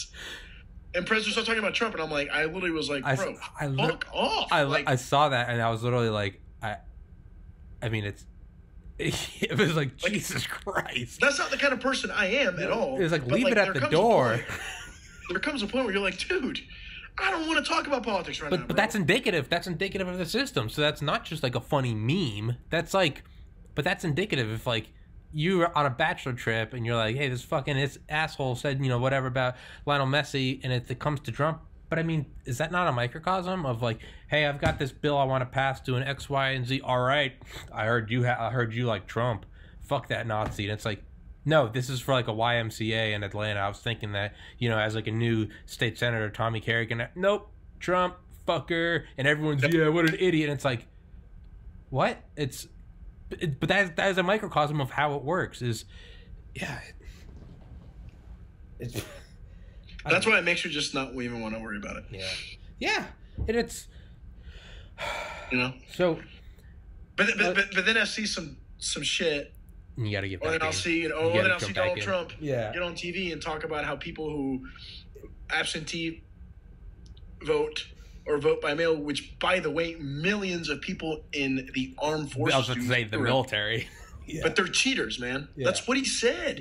Yeah. And then I can't, and I've got to defend the truth, right? I mean, because that's just not the truth. Yeah. I mean, that is literally it's not an opinion. It's not bias. Right. I mean, there's just no other way to put it. It's just not true. It's like me saying I'm wearing a blue shirt and I'm not. Yeah. I mean, there's just nothing you can do to mitigate that because it's just not reality. Yeah. And that's what I mean. Some things are objectively true, are absolute, have absolute truths, and some things are not. Some things are opinions, and and so that informs, at least to me, why I am a Democrat. I told you because of obviously healthcare, because of the climate, because I'm an immigrant, because of immigration, and the Republican Party seems to not want anyone who's an immigrant here. And then to all that, you add the fact that some facts are just true, right? People aren't making all that much money, right? The average American has gotten a 16% raise over the last 30 years, while the top 1% of income has grown by 300%. Those are facts. Like that's not me making it up. Yeah, those are. And so the question is, do we care about those facts, right? Do we do anything about those facts? Is that something that the government should be concerned about? And now you can dispute that one way or another, right? A lot of Republicans will say no. They work for what they got. Who gives a shit? Yeah. And that's kind of, and that's okay. I mean, that's what you believe. I mean, it is what it is. But that's why I'm a Democrat, because no, I don't believe that that's the way that should be. And it's funny, as I make more money, as I grow in my career, those things aren't changing. I mean, those values that I have, because I remember just 10 years ago, Tommy making, $20,000 a year, not having any money, right? And that's why, to me, I think Obama was such a different figure, and is really the first time I cared. But I don't know if you knew this or not, but Barack Obama and Michelle Obama had student loan debt until around 2005. Yeah. And he was president in 2008. Yeah. I mean, you're going to tell me this man doesn't understand the plight of students? You're going to tell me that a man whose mom spent her dying days battling insurance companies because they wouldn't pay her cancer treatments, that he's not going to understand? Yeah. But then you're gonna turn around and people are gonna tell me that Donald Trump, who's had a silver spoon his entire life, is gonna relate to me. Yeah, you can't. Yeah, I mean, you just can't. I mean, that's what I mean, man. And that shouldn't be partisan. I mean, that's just the reality, right? I mean, just like you could say that John Kerry would never relate to me because John Kerry was a rich man his whole life, right? And most of those people are, right? Yeah. But someone like Barack Obama wasn't. Someone like Joe Biden weren't, right? And so that matters. That matters, and especially now when that's your choice, right, between these two people. Yeah, it's not an abstract of this or that, and so that's why I believe what I believe. But that's I just said that to sort of show you why, right? and what informs me, and Yeah. and then it's very different. I mean, I think the 2012 election was a perfect encapsulation of both parties, right? You have Mitt Romney, who his entire life, again, had a silver spoon as well. Yeah. His dad was a governor. His dad was rich. And that doesn't mean he didn't work hard. Yeah. That doesn't mean that he was given everything. That's not, because to say that, they said this on Shark Tank last night, that that because you're wealthy you can never earn something. I mean, that's absurd, right? Even if you were born into wealth, you can still do your own things and grow, and but it definitely helps. Yeah. Right? It definitely gives you a leg up. Yeah. Right? As opposed to Barack Obama, who, as I just told you, is a man who never had his father around, a man whose father was an immigrant, a man who, again, had to put himself in debt, a man who saw his mom go through all those tribulations, a man who was in the community. I mean, you cannot tell me that those are the same worlds. They're just not. No, in any way, shape, or form. And it's not to say that Romney was a bad guy, or to say that Trump's a bad guy, although I could argue that, but we won't get into that now. But or Bush, for example, right? I just say that because it really is two very different Americas, right? And that's not to say every Republican is rich or every Democrat is poor, because it's not the case. But it informs the way that a lot of folks vote and the way folks see this person or this person. And so, now, but now the problem is we're not debating policy in 2020. We're debating personalities. Yep. And it's that's the problem, man. It's nothing gets. Yeah, it's it's like you always see, it's banned now, but on Reddit, the Donald, they post pictures of Obama's new mansion in Martha's Vineyard, and be like, oh, he's got this new $15 million mansion, isn't that ironic? Now it's just wouldn't you use this argument? Let's just say you're this diehard Trumper, wouldn't you use this as an argument, yeah, see capitalism, instead of being oh, you hypocrite? Wouldn't you be hey, look, isn't it awesome that you can go from having debt in 2005 to being the president and then making he got a big book deal? Yeah, shouldn't we be going, and that's why America's awesome, that you can do that? Exactly. Shouldn't we be going you can get isn't paid? That the American dream? But it's that a man whose own parents 60 years ago couldn't even go. Yeah, we should be applauding that. We should be going literally yeah, illegal. Yeah, to being the most powerful man in the world. Yeah. If that's not the American, if that's not the fucking American, beautiful, I don't know what is. Yeah, and it's it's so. What? Because I have you here. What? Let's say Biden wins, right? And sidestepping the whole possibility of fake news, it was rigged, Civil War Part 2, Electric Boogaloo. Let's just say that fucking against all odds, no one fucking flips out and we go on and just Biden wins the election. What happens? Because you hit it earlier. It's almost like Bernie was trying to bite off too much, and because of that, it's dude, you can't do that. It's it wasn't Mitt Romney, it was, I think it was a Texas guy. Who was the guy in 2012 that came out and was gays can't be in the military or something? He was the other. He looked like Romney. It was. I don't know. I mean, there's Ted Cruz from Texas. No. Fuck, I don't remember. Who ran for? He was maybe he wasn't Texas, but dude, he was. Governor Christie? Dude, no. He was he looked like he was your generic dad and mom jeans worth a Paul Ryan? No, I just had his name. It's I don't know. It was. No one really talks about that anymore because it's yeah, but I think it was a governor. Over, it's I think he was a governor. Why are we? Was it Perry? No. Who? I don't know. Fucking. Whatever. I don't even know where I was going with that. God damn it, I lost my track. So let's. Actually, I have no idea where I was going with that. Biden wins. Biden wins. What? Crystal ball. What? Oh yeah. Sorry. So yeah, Bernie. He's going in. We got to tear down everything. That's how you get people going dude, you can't. Oh, so the point where I was going at is there was this Republican that was going, gays can't be in the military, and I was dude, you can't. You're gonna lose. Like, if you're going to lose to Obama, which Romney did, it's like, lose on policy. Don't lose on, like, oh, God damn it, you're giving him an underhand softball. Hey, Obama, hit it out of the park. You didn't even got to touch me on politics because I'm just saying gays can't be in the military. Jesus Christ, man, bend over and let him paddle you, you know? It's the same with, like, Bernie. It's like, dude, you don't even have to address rational arguments like health care and unemployment when you can just say he's a communist, right? Right. Biden's a lot more... You can't do that with Biden.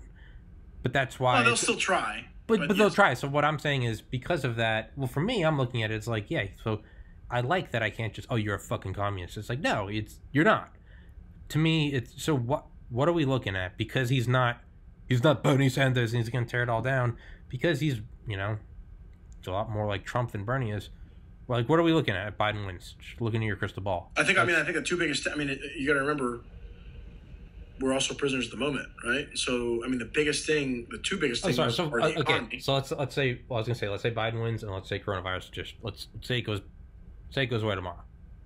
Well, it won't. So we have to address it. Okay, all right. Right? But it's true, right?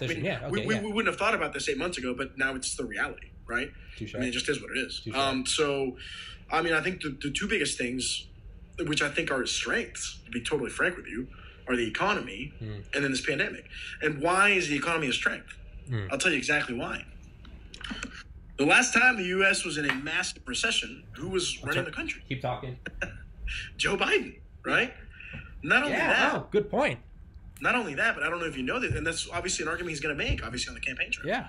But the other point you got to think about, and people don't know this, well, Obama actually appointed Joe Biden to run and oversee the American Recovery Act. So he actually was the main point. He actually got that going. He's the one who got the grants. He's the one who was talking to Republican governors across the country. He's the one who had I think it was like 0.03% fraud rate with the government money, with those $787 billion. Yeah. So he has the experience.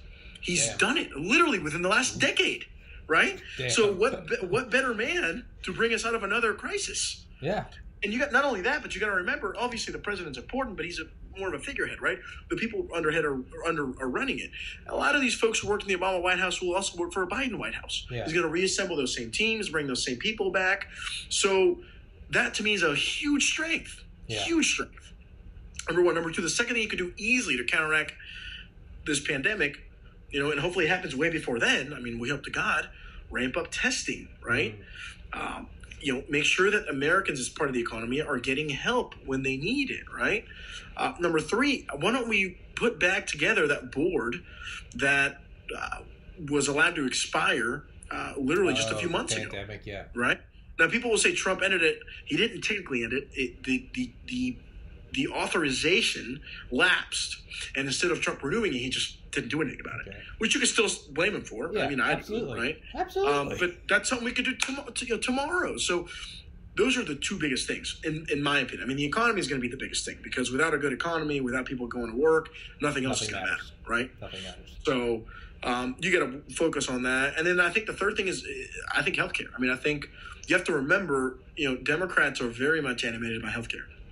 And so, matter of fact, I'm pretty sure it was like 70 or 80% of the reason why people voted for Obama in 2008 was because of healthcare, actually, because of the healthcare plans.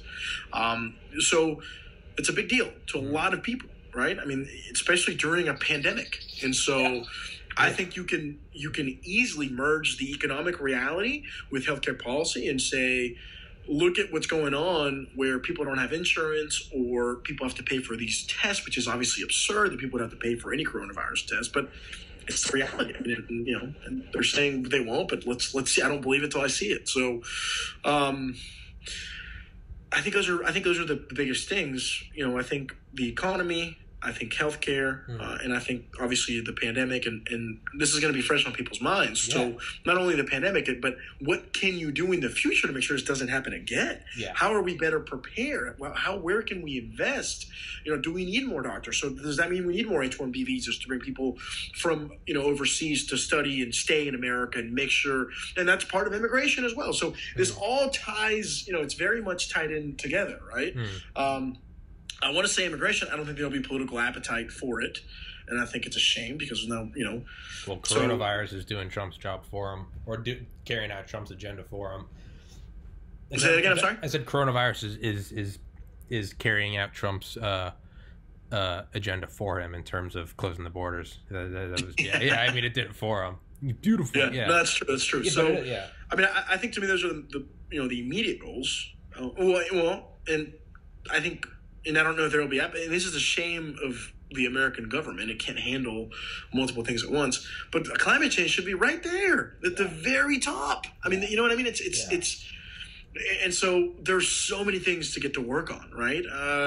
How about restoring alliances around the world that Trump has absolutely decimated by shitting on Germany and the EU and France and the UK, our allies? Yeah. How about getting us back on a path where Iran is not on a path to a nuclear weapon?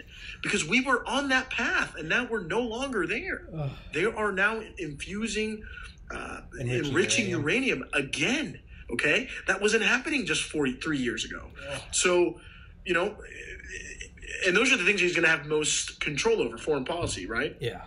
So that's huge, right? How about making sure that we don't pull away from our responsibilities around the world? How about we make sure that we actually get back into having good free trade again, which is a pillar of economic growth. You've got the Democrat now defending free trades. I mean, this is crazy, right? But it's the truth, man. Yeah. And so there's so many things that he needs to focus on, obviously domestically and abroad. Like I said, repairing those alliances, getting a deal back on the table with Iran, which, by the way, our European neighbors were not happy about when we pulled out because we did not have any consensus whatsoever when we did that. Hopefully trying to, doing away with these tariffs, with China, and because, again, maybe there needs to be some here and there, and I'm nowhere near a trade expert. So there's a lot smarter people that can talk, on this. But it's just some common sense off the very top that we can change that will make things better. Because you have to remember, man, and this is the thing about Trump that I think he doesn't understand, and I don't want to say his supporters don't, but maybe they just, I don't know. We live in an interconnected world. Businesses do business all over the world, man. And so for you to put up walls and tariffs and say, well, we're only going to do this in America, you're only hurting American companies. You're only hurting American consumers because the American consumer wants cheap stuff at Walmart. Okay, they don't want American made. It's going to cost them 5 times. It's just reality, man. That's right? Just the hard truth. Yeah. It's just the reality of life, and so you can't turn back that, right? You can't give people in the coal industry their jobs back because their jobs are just not coming back. Matter of fact, the coal industry is the smallest it's been ever, and that's because of technology. It's because of the way the world's moving. And so instead of promising folks things of the past that are not going to come back, right? Folks in Ohio and Michigan and Pennsylvania who are not going to get those manufacturing jobs back. How about we invest in technology in this country where we can put people to work making wind turbines, making solar panels, making things that they're used to making. Give them jobs of the future. Let's not try and go back to a system that didn't work, that made our planet dirty, that is not the way of the future. To me, that's common sense. That shouldn't be Democrat or Republican. Like how crazy is that? You know what I mean? Why don't we want those products built in America by American workers who desperately need those jobs? Yeah, it's like, a win-win for everyone. It's like living at home. I don't look and not having a social life since 2016. I don't look back and try to bring back the Valdosta days of drinking vodka with you playing. I look at them fondly, but I'm like, they're not coming back. So what can I do? I can start a podcast. I can talk to Ernie. I can work towards getting out of here. So no, it's like, by all means, cherish the past and sure, try to get to that feeling again. But dude, hey, Tom Brady left the Patriots. He's not coming back. All right. So let's start, right. But exactly. You can cherish the past, but you got to realize that, you've got to move forward. I mean, you can't continue to hold on to shit because it's, as a person, if you're holding on to memories, that's not good, right? You're going to drive yourself insane. As a country, as Trump is doing, if you're promising people things that you cannot deliver on, I'm going to bring your coal jobs back. Oh, manufacturing's back. No, it's not. Yeah, it's just not. I mean, just look at the numbers by your own government, Mr. Trump. Yeah. Your own government produces, your appointees produce, right? Like, it's just not the reality. So, to me, it all ties together, right? I mean, to me, you could probably pass some sort of package where you are giving folks those jobs to help the economy, but you've got to put more regulations in place. We probably need cap and trade, right, to start bringing down carbon. And I'll tell you what, though, and we've done a tremendous job, right? The United States now is emitting less gases in the last 20, 30 years, but there's so much more to be done. And Obama had convinced all the automakers to really ramp up their efficiency, their gas efficiency to have less fuel and less emissions. And what did Trump just do literally a week ago? He just said, don't worry about it. God damn it. I mean, you see what I mean, man? And so those are little things like that like, instead of trying to bring back the 80s, we're not going to get them back. We're just not. But we know in 2020 that the future is clean energy. And what if we were to invent a technology, or what if technologies that we already have, that we make them here and we can sell them, we can capitalize on them, and we can give millions of people good paying jobs? That's not crazy. That's not. I was going to say, so democratic radicalism. That's just common fucking sense. So I've had on four recent podcasts, 5 total guests, a nuclear power operator, 2 nuclear fusion physicists, and one who works at University of Rochester. The other one is at Texas A&M, and he's working on nuclear reactors for Mars rovers. And then I had on 2 guys, Justin Ball and Jason Parisi from Oxford. Both got their PhDs in nuclear fusion, and they worked at nuclear fusion. They wrote a book on Amazon, The Future of Fusion. Awesome. Yeah, they're coming on again. So I've had 5 of these guys on. That is something that it's on the right. You can look at all these, you got to be you look at someone saying, oh, you got to be efficient, global warming, blah blah blah, and you say, yeah, but China and India aren't doing it, so it's just hurting us economically. And I look at it as like, so let's put it in terms of economics then. So instead of going, it's hurting us, how about look at, it's like that cartoon. It's like, so let's say global warming is false. It's not. I'm not one of those people. But let's say it's false. It's like, so you're telling me we got energy independent for all this for nothing? You're telling me we brought jobs back to the U.S. and brought what a shame, right? Fuck. But seriously, something like nuclear fusion, or not nuclear fusion, still science fiction. Nuclear fission though, nuclear power plants, dude, 0 carbon footprint. To get a gigawatt of power. A 1 gigawatt power, it could be megawatt. I think it's for 1 gigawatt power coal-fired power plant. You need 80 train cars of coal per day, 365 days a year.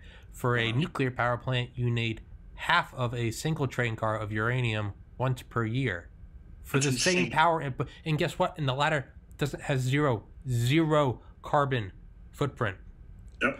What the fuck are we doing about nuclear? Because that's something that no one is bringing. Like that is. Yeah. I 1,000,000% agree with you, dude. So, I think we should be building nuclear plants all over the fucking country. Dude, I 1,000,000% agree with you. Dude, I am pure socialist on that. I'm like, government, I'm like, fucking give the money. I'm like, fund it. If we're going in debt, might as well do it for this. Because that is energy independence, and it's also, so don't even look at it as like, oh, okay, well, China and India aren't being, fuck for all my conservative friends out there, just don't even look at it in the emission standpoint.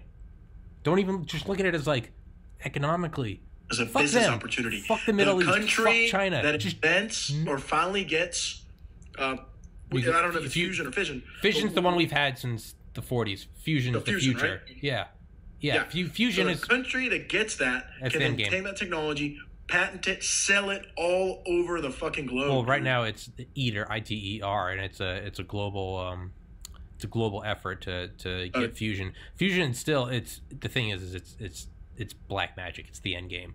But fission, fission's here and fission exists now. I mean, Eisenhower used to say, "Power too cheap to meter." Dude, the fact that is not being pushed by any candidate, to me is like, because they've, what are some big energy companies? Shell, ExxonMobil. They're wrong. Yeah. You've noticed there's no nuclear. No one, you can't off the top of your head. Fast food, McDonald's. Cars, Ford. What? To me, that is, so it's not even this like, don't look at it as the whole like we got to clean up the environment, because that's how you get a lot of conservatives to just stop listening. Yeah, absolutely. Okay, so I gotta word it in this way.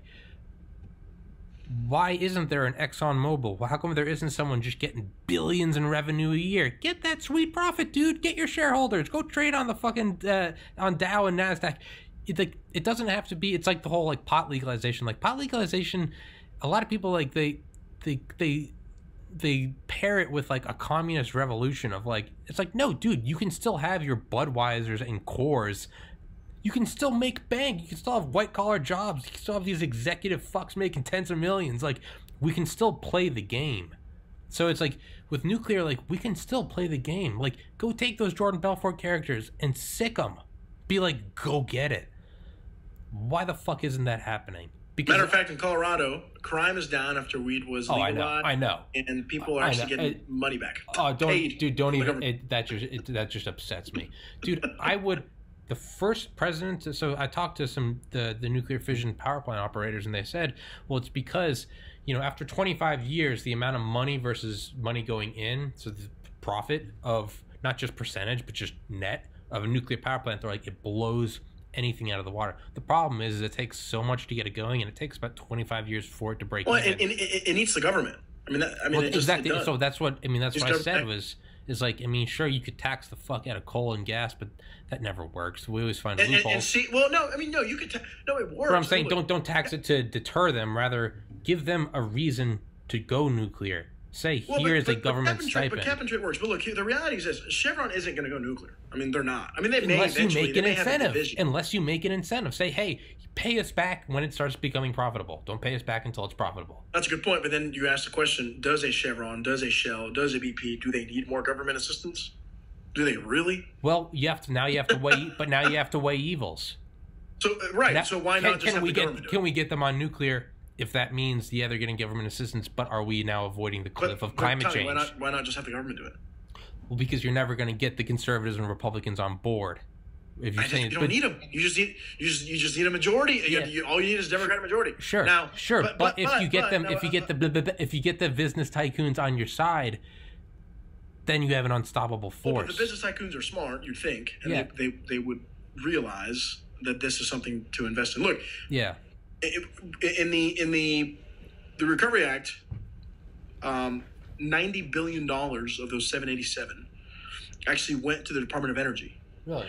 For clean energy, to research, to fund clean energy. It was the single biggest investment in American history when it comes to green energy. Now, it's been 12 years. I don't know. I'm not a scientist. Yeah. I don't know how long that takes. It may take decades. But the reality is we have put those investments in place. We have funded the Department of Energy at levels that were never seen before. I only hope that in 2020, maybe those funds have run out by now, but if they haven't, and if they've been authorized for decades, I don't know the actual details. Obviously, I've never read the actual text. But I only hope that those programs have not been defunded. And I can only hope that the current government, has at least honored those commitments. Now, that's if they still have commitments to honor, right? I'm not really sure. But so we made some progress for sure. $90 billion is not an insignificant amount of money. And hopefully that will lead to something down the line somewhere. I don't know, but so a lot of people don't know that. A lot of people have no idea. I didn't know that. But it was the single biggest investment in clean energy in American history. Thank you, Barack Obama, and my boy Joe Biden, who's not running for president. Ernie 2020. But see, that's so now just being the devil's advocate. But now you see what has come of that, and it's like nuclear fission. Like, we figured this shit. We've had nuclear power subs in the 1950s under the Eisenhower administration. Like, we have that figured out. So when you say why not have the government do it, someone like me points to because it's $90 billion and where are all the fission plants, right?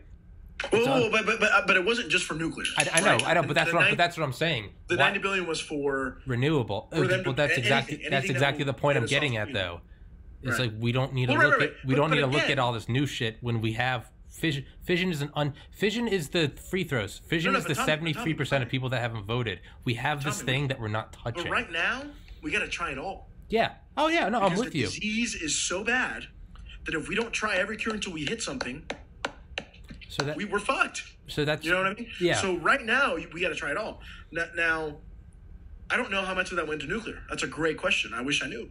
Maybe none of it did. Yeah. I don't know. I don't think probably not much of it did because the whole point of it was for new technologies and new research. Yeah, it wasn't refinement of existing. That being said, we also can't get impatient. We're not scientists, and we're trying to solve the biggest threat to humanity really, because here's the reality, right? People say climate change, people say the world's dying. The reality is the world's been here for 4 billion years, okay? The world's not dying. Continue to be here. Exactly. Exactly. Yeah. And not just we, it's our society. Yeah. Our society, our way of living has been predicated upon the last infinite 2,000 or growth. 3,000 years upon this climate that has really been very constant throughout. Shout out climate. Right? No asteroids, really, hardly any, right? The more that we've developed, the less war there is, less deaths there are, right? Our society's fully dependent, obviously, now on technology and electricity. So, right, it's really not about the planet. Yeah, no. The planet's going to be just fine. Planet's fine. It's about Planet ain't going anywhere. Society and humanity, and whether or not a human being, and not just human beings, but the millions of billions of species on this planet will be able to sustain a 3 degree to 5 degree increase.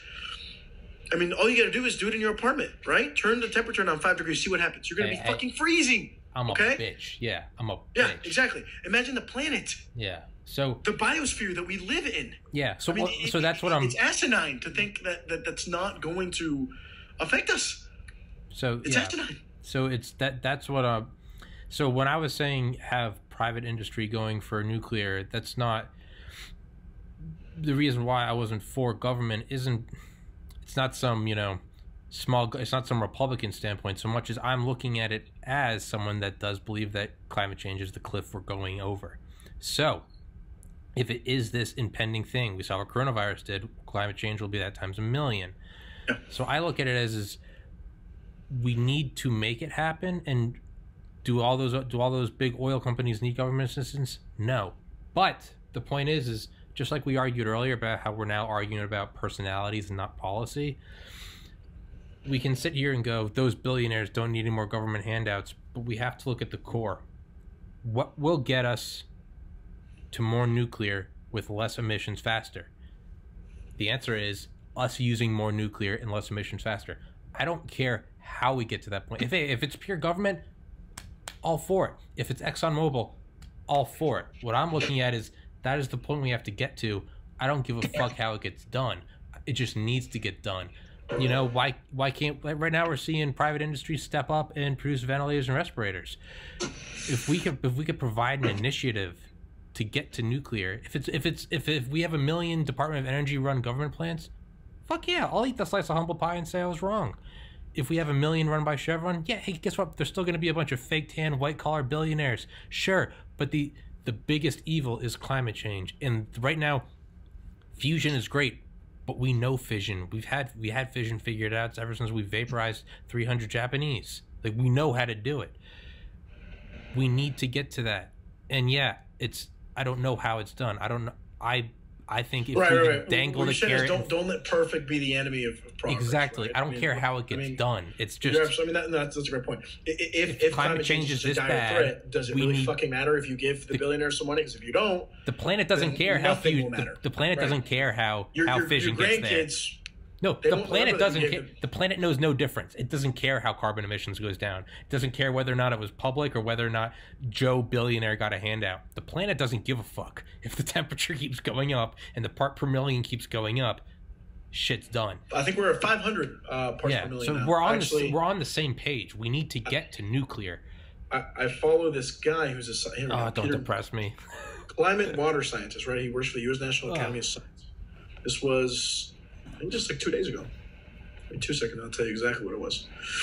Yep, April 2nd. In other news today, the world's carbon dioxide level has passed 415 parts per million, higher than any time in human existence and higher than any time in the last 2 to 5 million years. For anyone to think that that's not going to affect or have any sort of effect on human society, on the planet in terms of the cycles, right? On the oceans. Yeah. Ocean acidity. Yeah. Right? Yeah. You are a buffoon, and you, sir, are an idiot. You're an objective moron. It's just like there's no other way to put it.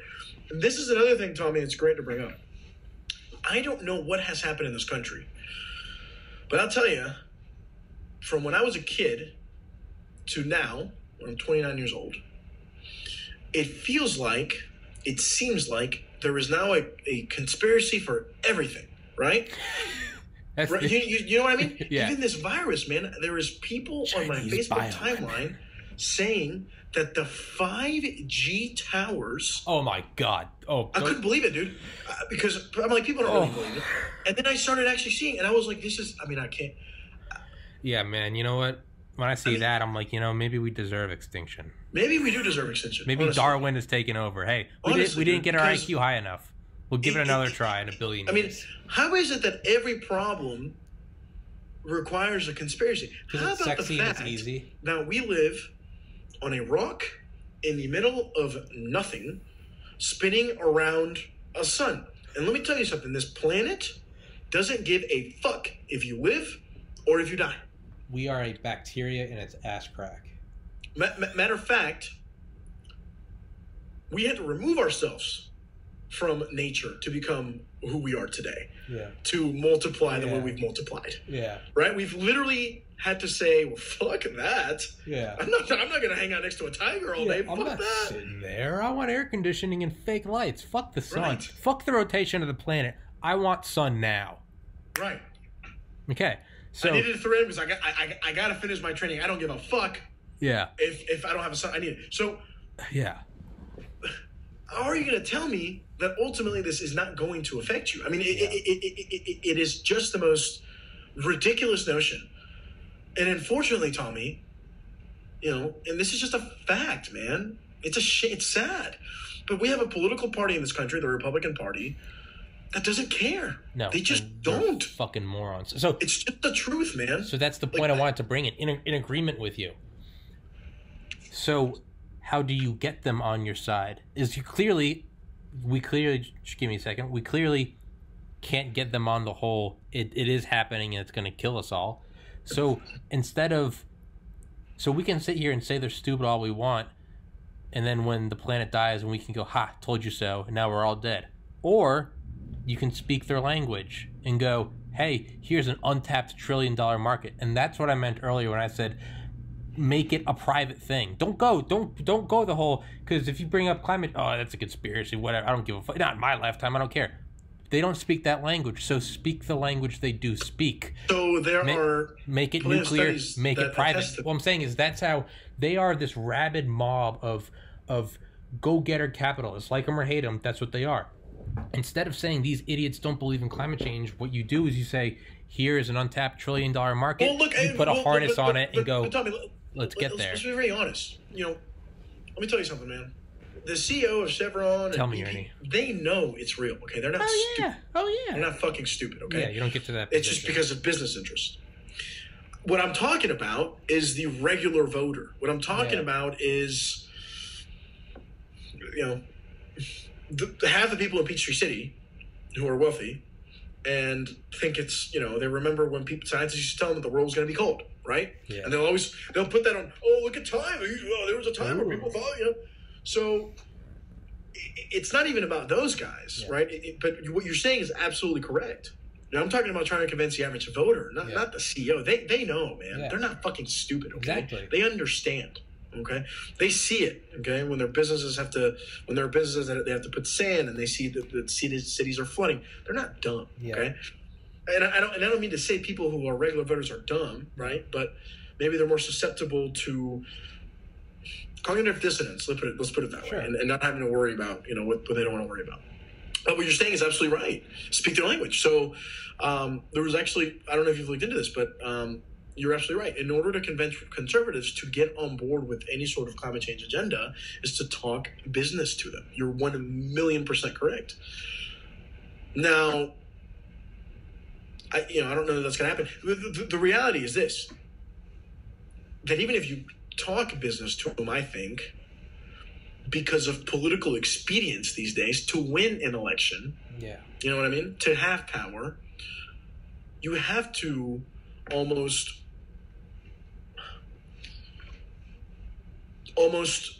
get down to that lowest denominator, right? So you got to get to the level of those folks who say it's a conspiracy. Now, all that being said,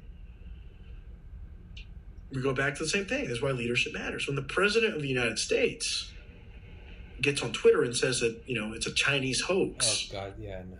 You know what I mean? I know. Yeah. How does that help anything? And so that can set us back years, because now it's going to take not you only talking to them about economics to convince them, but now you have to convince them that their dear leader was dearly wrong. Yeah. Yeah. And who's going to want to admit that? Let's go on that same path. Utilize cognitive dissonance. If Trump came out tomorrow and said he thinks it's real and we could bring back American jobs with fission power plants, those same people would then be on board with that. So it's exactly. Again, it's like he won't. I mean, that's the problem. If you can speak the language, though, if you can show him, just hear me out for 1 second. That's why you have to elect people yes. who, in the first place, are aware that this is a problem. I mean, listen, it's very similar to, and I'm sorry to have cut you off, but it's very similar to this pandemic response, right? Yeah. To where you have the president of the news. United States during a national crisis, right? Yeah. He is the national leader. Like, if this is not the time for the federal government to be involved, then there is no other time. I mean, we might as well just disband it, right? So when you have reporters saying, oh, there's not enough ventilators, there's not enough beds, well, why are you asking me? The governors should be doing it themselves. Yeah. The governors should be That's some bullshit. No, buddy, they shouldn't. Like, this is the time. You're in the big chair. You're the guy. Yeah. You're the leader. Nut up. Why should California have to compete with New York, with the federal government, with Connecticut, with Georgia, to get supplies that, look, I understand we were not prepared for. Maybe no one would have been prepared for it. Maybe whether it was Obama, Hillary, maybe so. I get it. But now you are in charge. Quit blaming Obama. Quit blaming the governors. Quit blaming the media. Sir, you're the president. Yeah. Sir, you get up and you fix it. Yeah. Because that's what you said you'd do, remember? Yeah. You said you alone could fix America's problems. You said that. Yeah. Okay? That's so when you have someone in charge who doesn't this just lays everything bare. This is the time for the government to be stepping up. Yeah. And either because he's incompetent or either because he just doesn't believe in the power of the federal government, he's doing a poor job. Yeah. And so that's my point. When we elect folks who don't believe in government, when we elect folks who think that the national government is a hindrance as opposed to an entity that can help. And maybe not in all instances. We can disagree, right? I understand that. But if this isn't it, yeah. then why do we have federal government? I don't know. Yeah.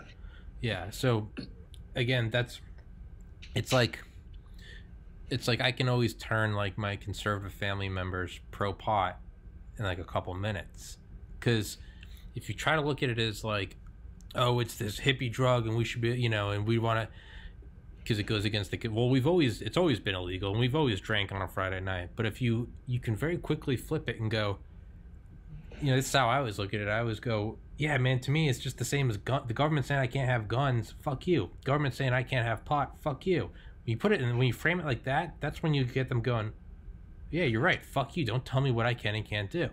Right. So that's what I mean. Like, if you wanted to get rid of the defense industry in the United States, you're not going to go, we don't need this and America's too powerful.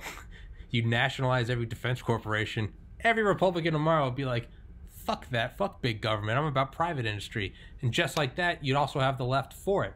So that's what I mean when I said you have to,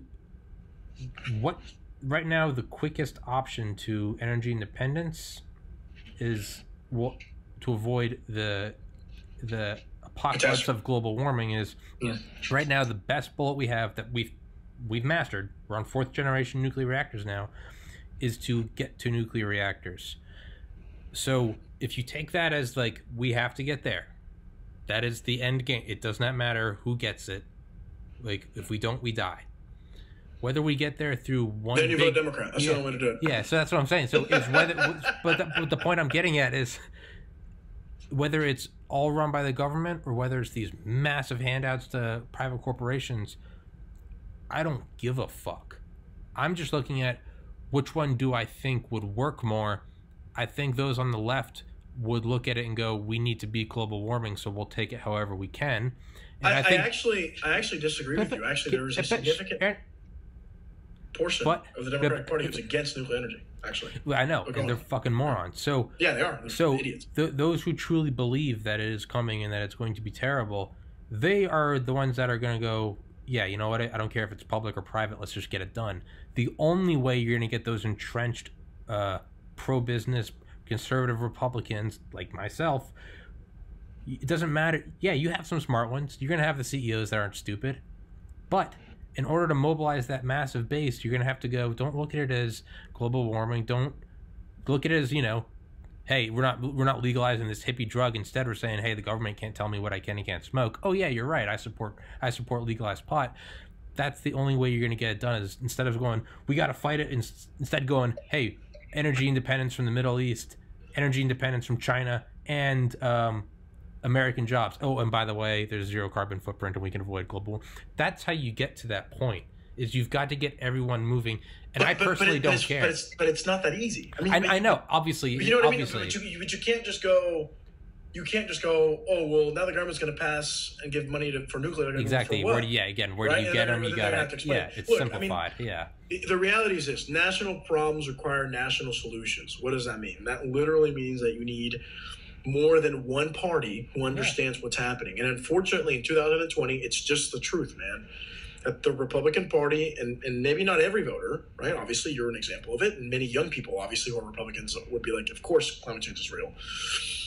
But at least the voters and the folks that they send to D.C., right? The folks that they're choosing to elect are nowhere near there. I mean, they're just not, because they don't even think it's a problem.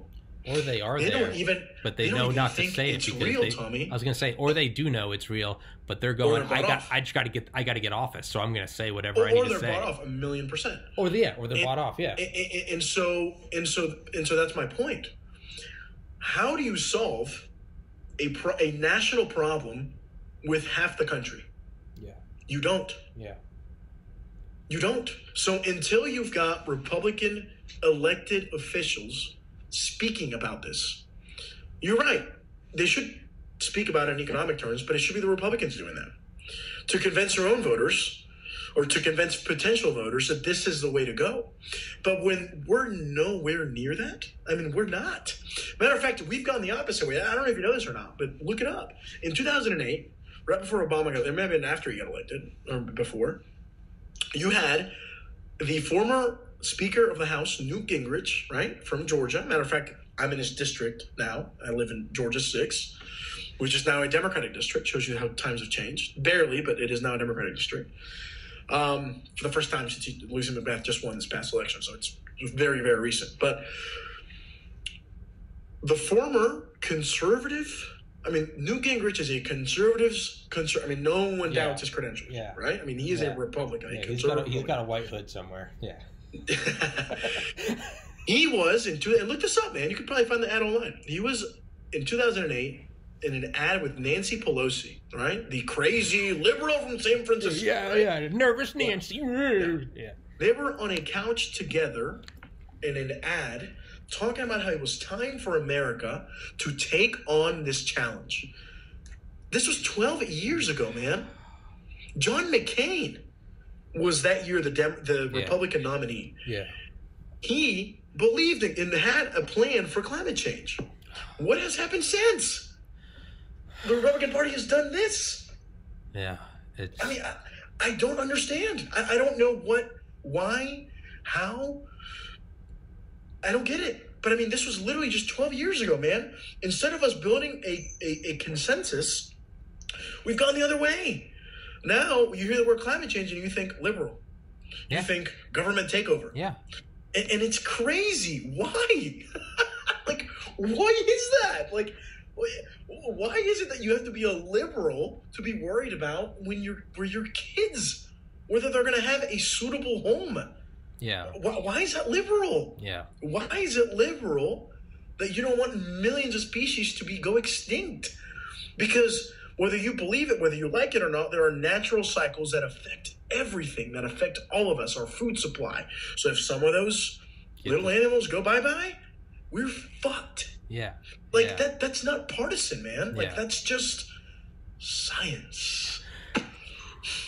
Ooh. Like, and that's another thing. Science has become this political. Like, it's fucking crazy, big. That dude. boils my blood. Like as a biology major, as someone who dedicated myself to studying this shit. When I see something like people are going, this medication doesn't work and this one does, and I'm like, stop it. Republicans said that, Obama said that gravity is 9.81 meters per second squared. I don't know about you, but that pack of gum, I'm not sure it was. Fake news. I mean, hashtag MAGA. It's right. I mean, it's that boils my blood. There is. I'm going to put it the way Colin Powell put it. There's a dark vein of intolerance for science running through the Republican Party. I don't know why. That's awesome. I don't know. That's awesome. I don't know how we fix it. And look, and it's not just the Republican Party. There's Democrats who are anti-GMO when there's absolutely no scientific evidence that GMOs have any sort of. There's nothing. There's just no. We have been modifying, right, genetics for hundreds of thousands. Like that's not new, man. Like you know what I mean? But people are so stupid. That's a lot of Democrats on the left believe that. Yeah. And so. And you know what? It's not. That's the problem with this country these days, man. It's not just science. Everything is questioned, and there's nothing wrong with questioning things, but there's some things that are just real. Yes. Like you cannot question them, right? These things we're obviously discussing right now. Yeah. And so air quality, at food some cycles. Point, yeah, it is just fucking cuckoo. Yeah. I mean, there's no other way to put it, right? I mean, I can remember Sandy Hook. How many people thought that was staged? Jesus. That was fake? Like, are you fucking serious, man? Do you really think that 12 little precious angels for real were actors or were sacrificed, or that these parents who were literally crying their hearts out on TV that this is just fake to instill some sort of agenda to take over? Like, I'll tell you what, if the government's trying to take over this country, they've done a piss poor job because they should have done it by now. Or if they're convincing enough to pull off 9/11 and Sandy Hook, well then shit, throw in the towel, because if they can pull that off, what the fuck are you and I gonna do, right? Right? I mean,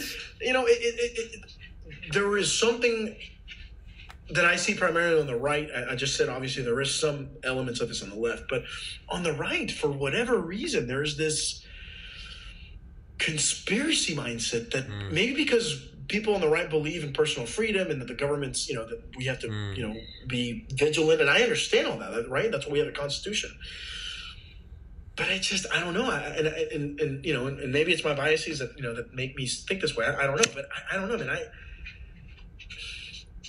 I'm just telling you what I see based on the people that I talk to, what I see on my Facebook, on Twitter. And that doesn't represent everyone, obviously. It's a very small sample of all Americans. But these people end up electing these people who believe this stuff. And so then what do I believe? Like, if you elect this man, if you vote for someone who thinks this way, then aren't you endorsing those views? And so don't you believe that? Right? Yeah. Like, to an extent? I'll put my, I don't have any money. I'll put my money where my mouth is. I truly believe that energy independence for both climate change and economic independence is so important. I will vote this fall for whoever, and for every fall for the rest of my life, whoever is more pro-nuclear power. That is how much I believe, because it doesn't matter if you have strong borders or not when the oceans are fucking coming up and there's no food. It doesn't matter if everyone has government health care. Look, we beat Trump if the fucking oceans are rising. It doesn't matter if we can hug the trees and kumbaya. We beat nuclear if it's fucking raining sulfuric acid. So I will show what I say. I mean, dude, I voted for Obama, and then I voted for Romney, and then I voted for Bernie in the primaries. I didn't vote for Trump because I moved home because my life was falling apart. But I would have. If I voted in 2016, I would have. I have no problem with going back and forth. I don't give a fuck. That is how much I really do believe that nuclear power is I don't know if it's the end, but it's the first step, and it's a major step, and it's something we already have figured out. I mean, dude, when you really need it to count, when you have an aircraft carrier, what does it run on? When you have a nuclear submarine and you can't have it die, what does it run on? When you shoot a probe past Pluto and you can't have it die for 9 years with zero human intervention, what does it run on? But Tommy, you know why that is. Well, so what I'm saying is, you show me that Biden is more pro-nuclear than Trump, you have my fucking word, I will vote for him. I don't know where Biden stands on nuclear. But that's what I'm saying. That's how much I mean what I say. Included as a tool in the toolbox. But that's what I'm saying. I just want make it. I don't know, but I'm just telling you that's how much I am standing by what I say. I don't give a fuck who it is, because no other policy matters if we fuck this fucking joyride up. But you know why we haven't made progress with that, Tommy? You know why? Because of the entrenchment. Because Obama's from Kenya. Because Chevron and because Exxon and because Shell, that literally will bankrupt them. Exactly. And why would they? So what do? They give donations to Democrats and Republicans. And you know what I mean? So and then the Democrats hate nuclear, they say, because of the waste, which is a legitimate point, but we can find ways to figure it out. And Republicans just don't care enough. Exactly. So to stand behind what I said earlier, if Biden came out and said, "Hey, we're going to do $1 trillion to give, I guess, I don't know what the correct term is, stipends to get private companies to go after grants, or match, or you don't have to pay us until it's profitable." If Biden went for that, Ernie, I'll put up a fucking Biden flag behind me tomorrow. If Trump said it, I would continue to go pro-Trump. If Biden said the Department of Energy is going to do it and it's all going to be public, I'll go for that, even though I think private work. Let me ask you this, Ernie, just. So I'm just saying that. So I don't care if it's private or public. Whoever puts it forward, God damn it, I will go behind that. That's how I'm trying to show you how it's not about left or right. That's how much I am. Now I'm going to challenge you, because now that you're saying that, I'm going to challenge you. I'll fight you. Because if this is what you believe, and you're saying that you will vote for the most pro-nuclear candidate, okay? You're saying pro-nuclear, okay? Pro-nuclear, yeah. So you're very specific. But we just said, let's not let perfect be the enemy of progress. Perfection be the enemy of progress. So, if that's the case, and you're inclined to vote for a candidate who is more pro-clean energy, let's put it that way. Although you're specifying nuclear, but we just said we can't let perfect be the enemy of progress. How can you vote for any Republican official? Because they literally, and again, prove me, if I'm wrong, I would love to be wrong. Sure. I don't think I've seen a Republican plan to battle climate change since McCain. Yeah. It's been 12 years. Yeah. How do you reconcile that? Yeah. So, because there's a specific reason why I said nuclear, including fission and fusion, as opposed to just clean energy. Because clean energy, sure, it's great. It does not produce the power needed. Yet. That's the point, Tommy. Yet. So if we invest, which we have, I just gave you the example. You did. And it may be, but what if we invested $300 billion or $500 billion? Do you see what I mean? I do. And let me tell you something. But the candidates who will do, no one will probably ever do that, but the party that's going to get the closest to that is not the Republican Party. Sure. And I would love to be wrong, but it's not. What I'm saying is, we're talking about all these things, investing in figure out anew. What I'm saying is, there is this technology that we've had operating reactors since the 50s. So that there's a reason why I specifically said that. I don't give a fuck who does it. That is a tried and a true. When the military needs something that can't break, they use that. When NASA needs something that's not liberal Democrat, that's not Republican conservative, that is every admiral who fucking runs a nuclear sub or an aircraft carrier, Republican or not, whether they voted for Reagan or voted for fucking Carter, they all go for that. So all those things are the ones that don't shut down. Those are the tried and true. But while it's not getting done, what are we doing? So we're just going to sit and say, oh, well, they're not doing nuclear, so we're just going to oh, well, planet's fucked. Yeah, I don't think it is. I don't think anything else can work, and I don't think anything else can work in this time. Because you're not going to get, if you say it has to be all renewable, well, it's not going to work. What I'm saying, all new, clean, renewable. What I'm saying is there is... But you don't know that, Tommy. But Tommy, who would have thought 70 years ago that the internet would exist? I mean, that's a pipe dream, right? Now, we weren't looking for an internet. We weren't looking for that solution, right? I get that. It's very different. No, we were right? that. We DARPA. It was quite literally, we need a fiber optic cable to connect nuclear All right, bunkers well, after there you nuclear go. See, warfare. I'm totally wrong. I'll So shoot maybe on we did your look for face. it. So that's my point. Yeah. Humanity, human ingenuity. Who would have thought just 15 years ago that we would have this, that we could literally FaceTime each other? That was literally a movie. Yeah. So in the spirit of science and in the spirit of American ingenuity, right? Like you said, we created the internet, right? Why don't we set a project to do that for climate change along with the existing technology? Why can't we do that? No, you're absolutely right. And which party is going to take you there? It's not going to be the Republican Party, man. Now that may change in 10 years, in 50, because things change, right? I just gave you plenty of examples, right? Now you got Democrats for free trade. That was in the 90s. Democrats were against free trade, right? I mean, that's just right. In the 80s too. So all I'm saying is, I'm just challenging you because what you're saying, and you know what, and I love what you're saying. You know, I wish all Republicans said what you're saying. And you know what? I'm acknowledging your just like earlier when we talked about watching Trump talk about red flag laws and bump stock, and me going, oh, it's probably, and then just observing my thought process. Since you brought up that challenge, I'm watching my thought process. How much of this is I disagree with Ernie, and how much of this is, oh, well, he's bad liberal. So you know what? I'll put my ego aside. And you're right. I won't let perfect be the enemy. Whoever puts forward the biggest, best, bigliest renewable energy, including nuclear fission power plant. Absolutely. Ernie, you have my fucking word. That's who I'll vote for. I will put my cognitive dissonance aside. I'll take the ego hit. Maybe I'm wrong. Maybe you're right. I didn't think about that. You know, why not? Which one's going to get us there? Don't let perfect be the enemy. Hey, Ernie, I'll give you a virtual handshake. You challenged me, and I accept that. No, I accept it. That's what we do as Americans, right? That's the beauty of this country, that we have innovated. We have made entire new industries. I mean, the internet now is the world, right? I mean, even in scientific research, we have the best medical hospitals on the planet. I mean, right, for the most part. And so, in that spirit, you know, there's nothing we cannot do, right? We've set out to map out the entire human genome, right? I mean, that's unbelievable. And so, if we're talking about an existential threat to humanity, then you've got to do everything you can, right? You have to. Yeah, there's no other choice. Yeah. Right? And look, and I wish I was wrong, man, because again, I go back to the same thing.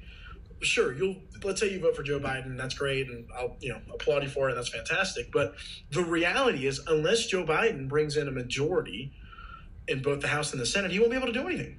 Yeah. So it won't matter. So we go back to the same thing. How do you solve national problems without a national response? You cannot. Sure. How do you solve a national problem when there's two national parties and one of them just doesn't even acknowledge the reality of the situation? True. But you just can't. No, Ernie, I will. My ego's taking a big bruise, but whoever's more, because you're right. It's like right now. It doesn't matter whether it's like when everyone's saying like Obama depleted the what is it, PPE supplies. Yeah, national stockpile. Yeah. True. Trump has had 4 years. Trump hasn't been in for 3 months. Trump's been in for 4 years. He hasn't. So you're right, but none of that matters when we're all here quarantined at home. What am I going to say? Ha, Ernie, told you so. Told you we'd be quarantined. Okay, look, good. And I'll tell you what. Guns are a perfect example for Democrats, right? Yeah. I favor a ban on the so-called assault rifles, which I know people tell you, well, you don't know what ban by guns. There's a big difference, whatever. Okay. We've done it before. We can do it again. Crime went down. Now, that being said, crime also went down after the ban expired. Okay. So that's also a fact. But you're right. Look, the majority of gun deaths are actually handguns. And so in order for you to really make a dent for real, you'd have to ban handguns. That's just not, it's unconstitutional. And not only that, about what was it, 33% of all deaths from handguns, including my sibling, self-inflicted. It's dude. It's you're right, man. But hey, dude, I will. But right, the solution is to literally ban handguns, and that's literally unconstitutional. Yeah, you're gonna go door knocking. 500 million guns in the United States. No, bro. Listen. You can't do. Literally, constitutionally, you cannot do it. You would literally have to amend the Constitution. Mm-hmm. To amend the Constitution, you have to have 2/3 of the House of the Senate and 3/4 of state houses. Do you think that's going to happen in today's America? We can't even agree on who had more people at their inauguration. Right. That's what I mean, dude. So nothing's going to change. Same shit with the election. People are saying with this pandemic and it comes back, it's going to be postponed. Nobody, you don't understand. It's in the Constitution, the presidential. You would have to amend the Constitution. And we don't agree on anything. They're not going to amend the Constitution to change the election. The election's going to happen whether you like it or not. The question is, will people go vote? Will we get mail-in ballots, which is the smart way to go? But now the president's already saying, no, those people are corrupt. Cheating. That's cheating. That's wrong with, So that's the debate we're having. Instead of talking about how we're going to get people to actually vote, we're talking, do we change the election? Oh, it's conspiracy. Yeah. Oh, the government's coming for you. We gotta get rid of. We gotta have Supreme Court term limits. We gotta. We can't do electoral college. It's like, dude, we're getting onto such the fringes that nothing is happening. It's like, it's like we can't argue about whether or not we should go forward with like D-Day, Operation Overlord, because Dwight Eisenhower can't decide what color shoes he wants. It's like, dude, we're not even arguing. Like, this has no like the Nazis are in France. I mean, I don't give a fuck what color your shoes are. That's the problem, brother, with this pandemic thing. Yeah. I mean, the president denies the reality that is that hospitals are short. My sister's a nurse, man. Like, I know, dude. My mom's a nurse. Yeah, dude. So you know too. Yeah. So when you ignore the reality, and you're right. So instead of actually addressing the problem, which obviously we're doing, but instead of having an aggressive response, the government fully mobilizing, we're fighting at the edges about whether this is true or it's not, because that's who we've become. And you know what? Maybe we fucking deserve it, dude. Maybe we do, man. Maybe we fucking deserve it. Maybe this is the bottleneck. Maybe coronavirus is as natural as like opposable thumbs. Every planet gets a pandemic, and it's the final exam. If you can get through it, we thought it was nuclear. We got through exam 1. Exam 1 was the Cuban Missile Crisis. We got through it. Exam 2 is coronavirus, and there'll be a third in like the 2050s, and it'll be an asteroid. Do we have an international space program? Maybe there's 3 exams. Tony, it's not even that far-fetched. Think about this for a second. No, it's not. Apophis, 2029, Friday the 13th. Is incredibly, we're talking about the virus, right?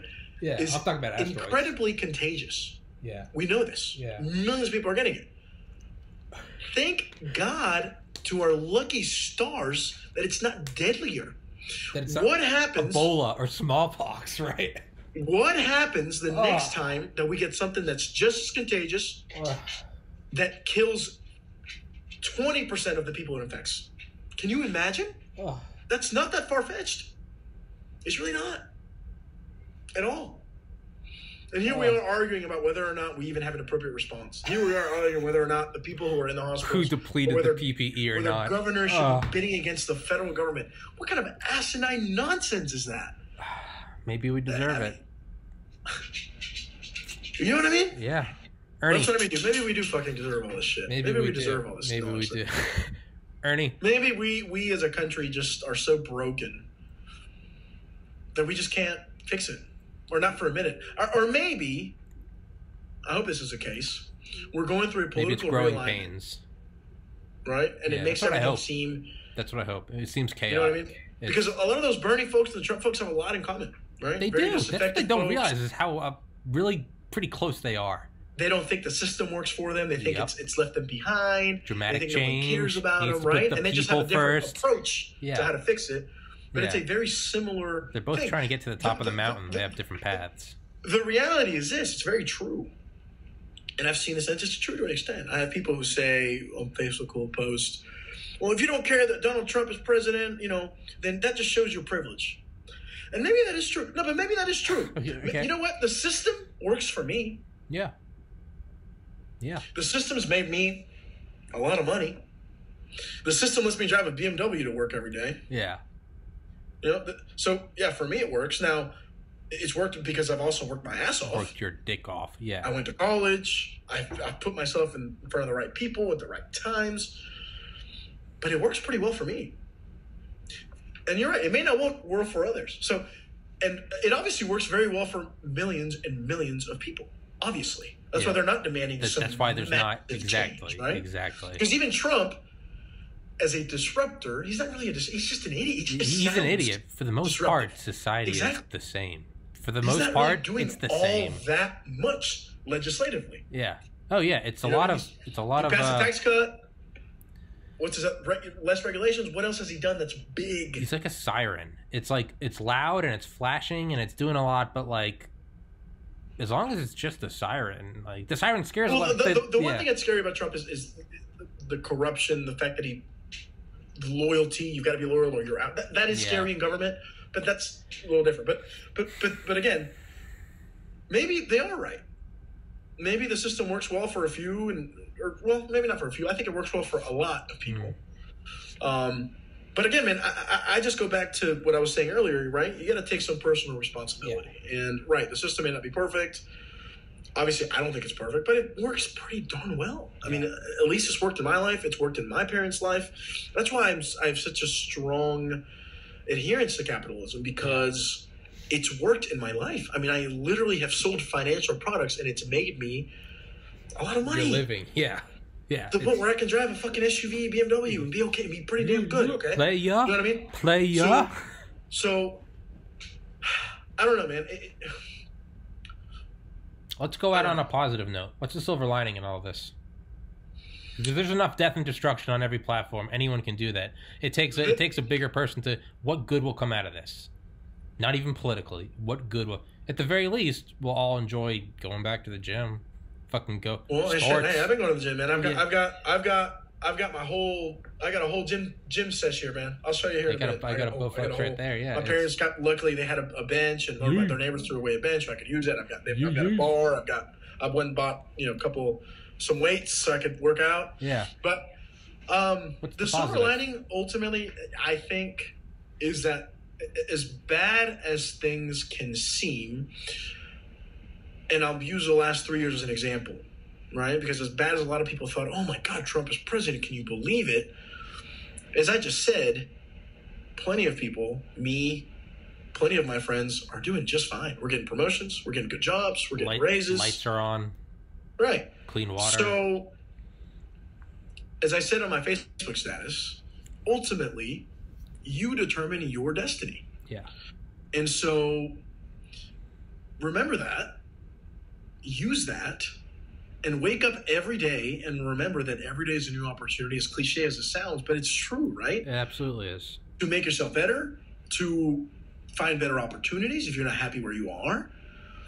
And shit, if you're not, reach out to someone, right? If you think you're stuck or if you feel a certain way, don't be afraid to ask for help. Yeah. Ask the help, because your situation is clearly not getting any better. Yeah. Right? Your situation has not improved from you bitching or from you complaining or from you doing the same thing you've done for the last 10 years. Yeah. Right?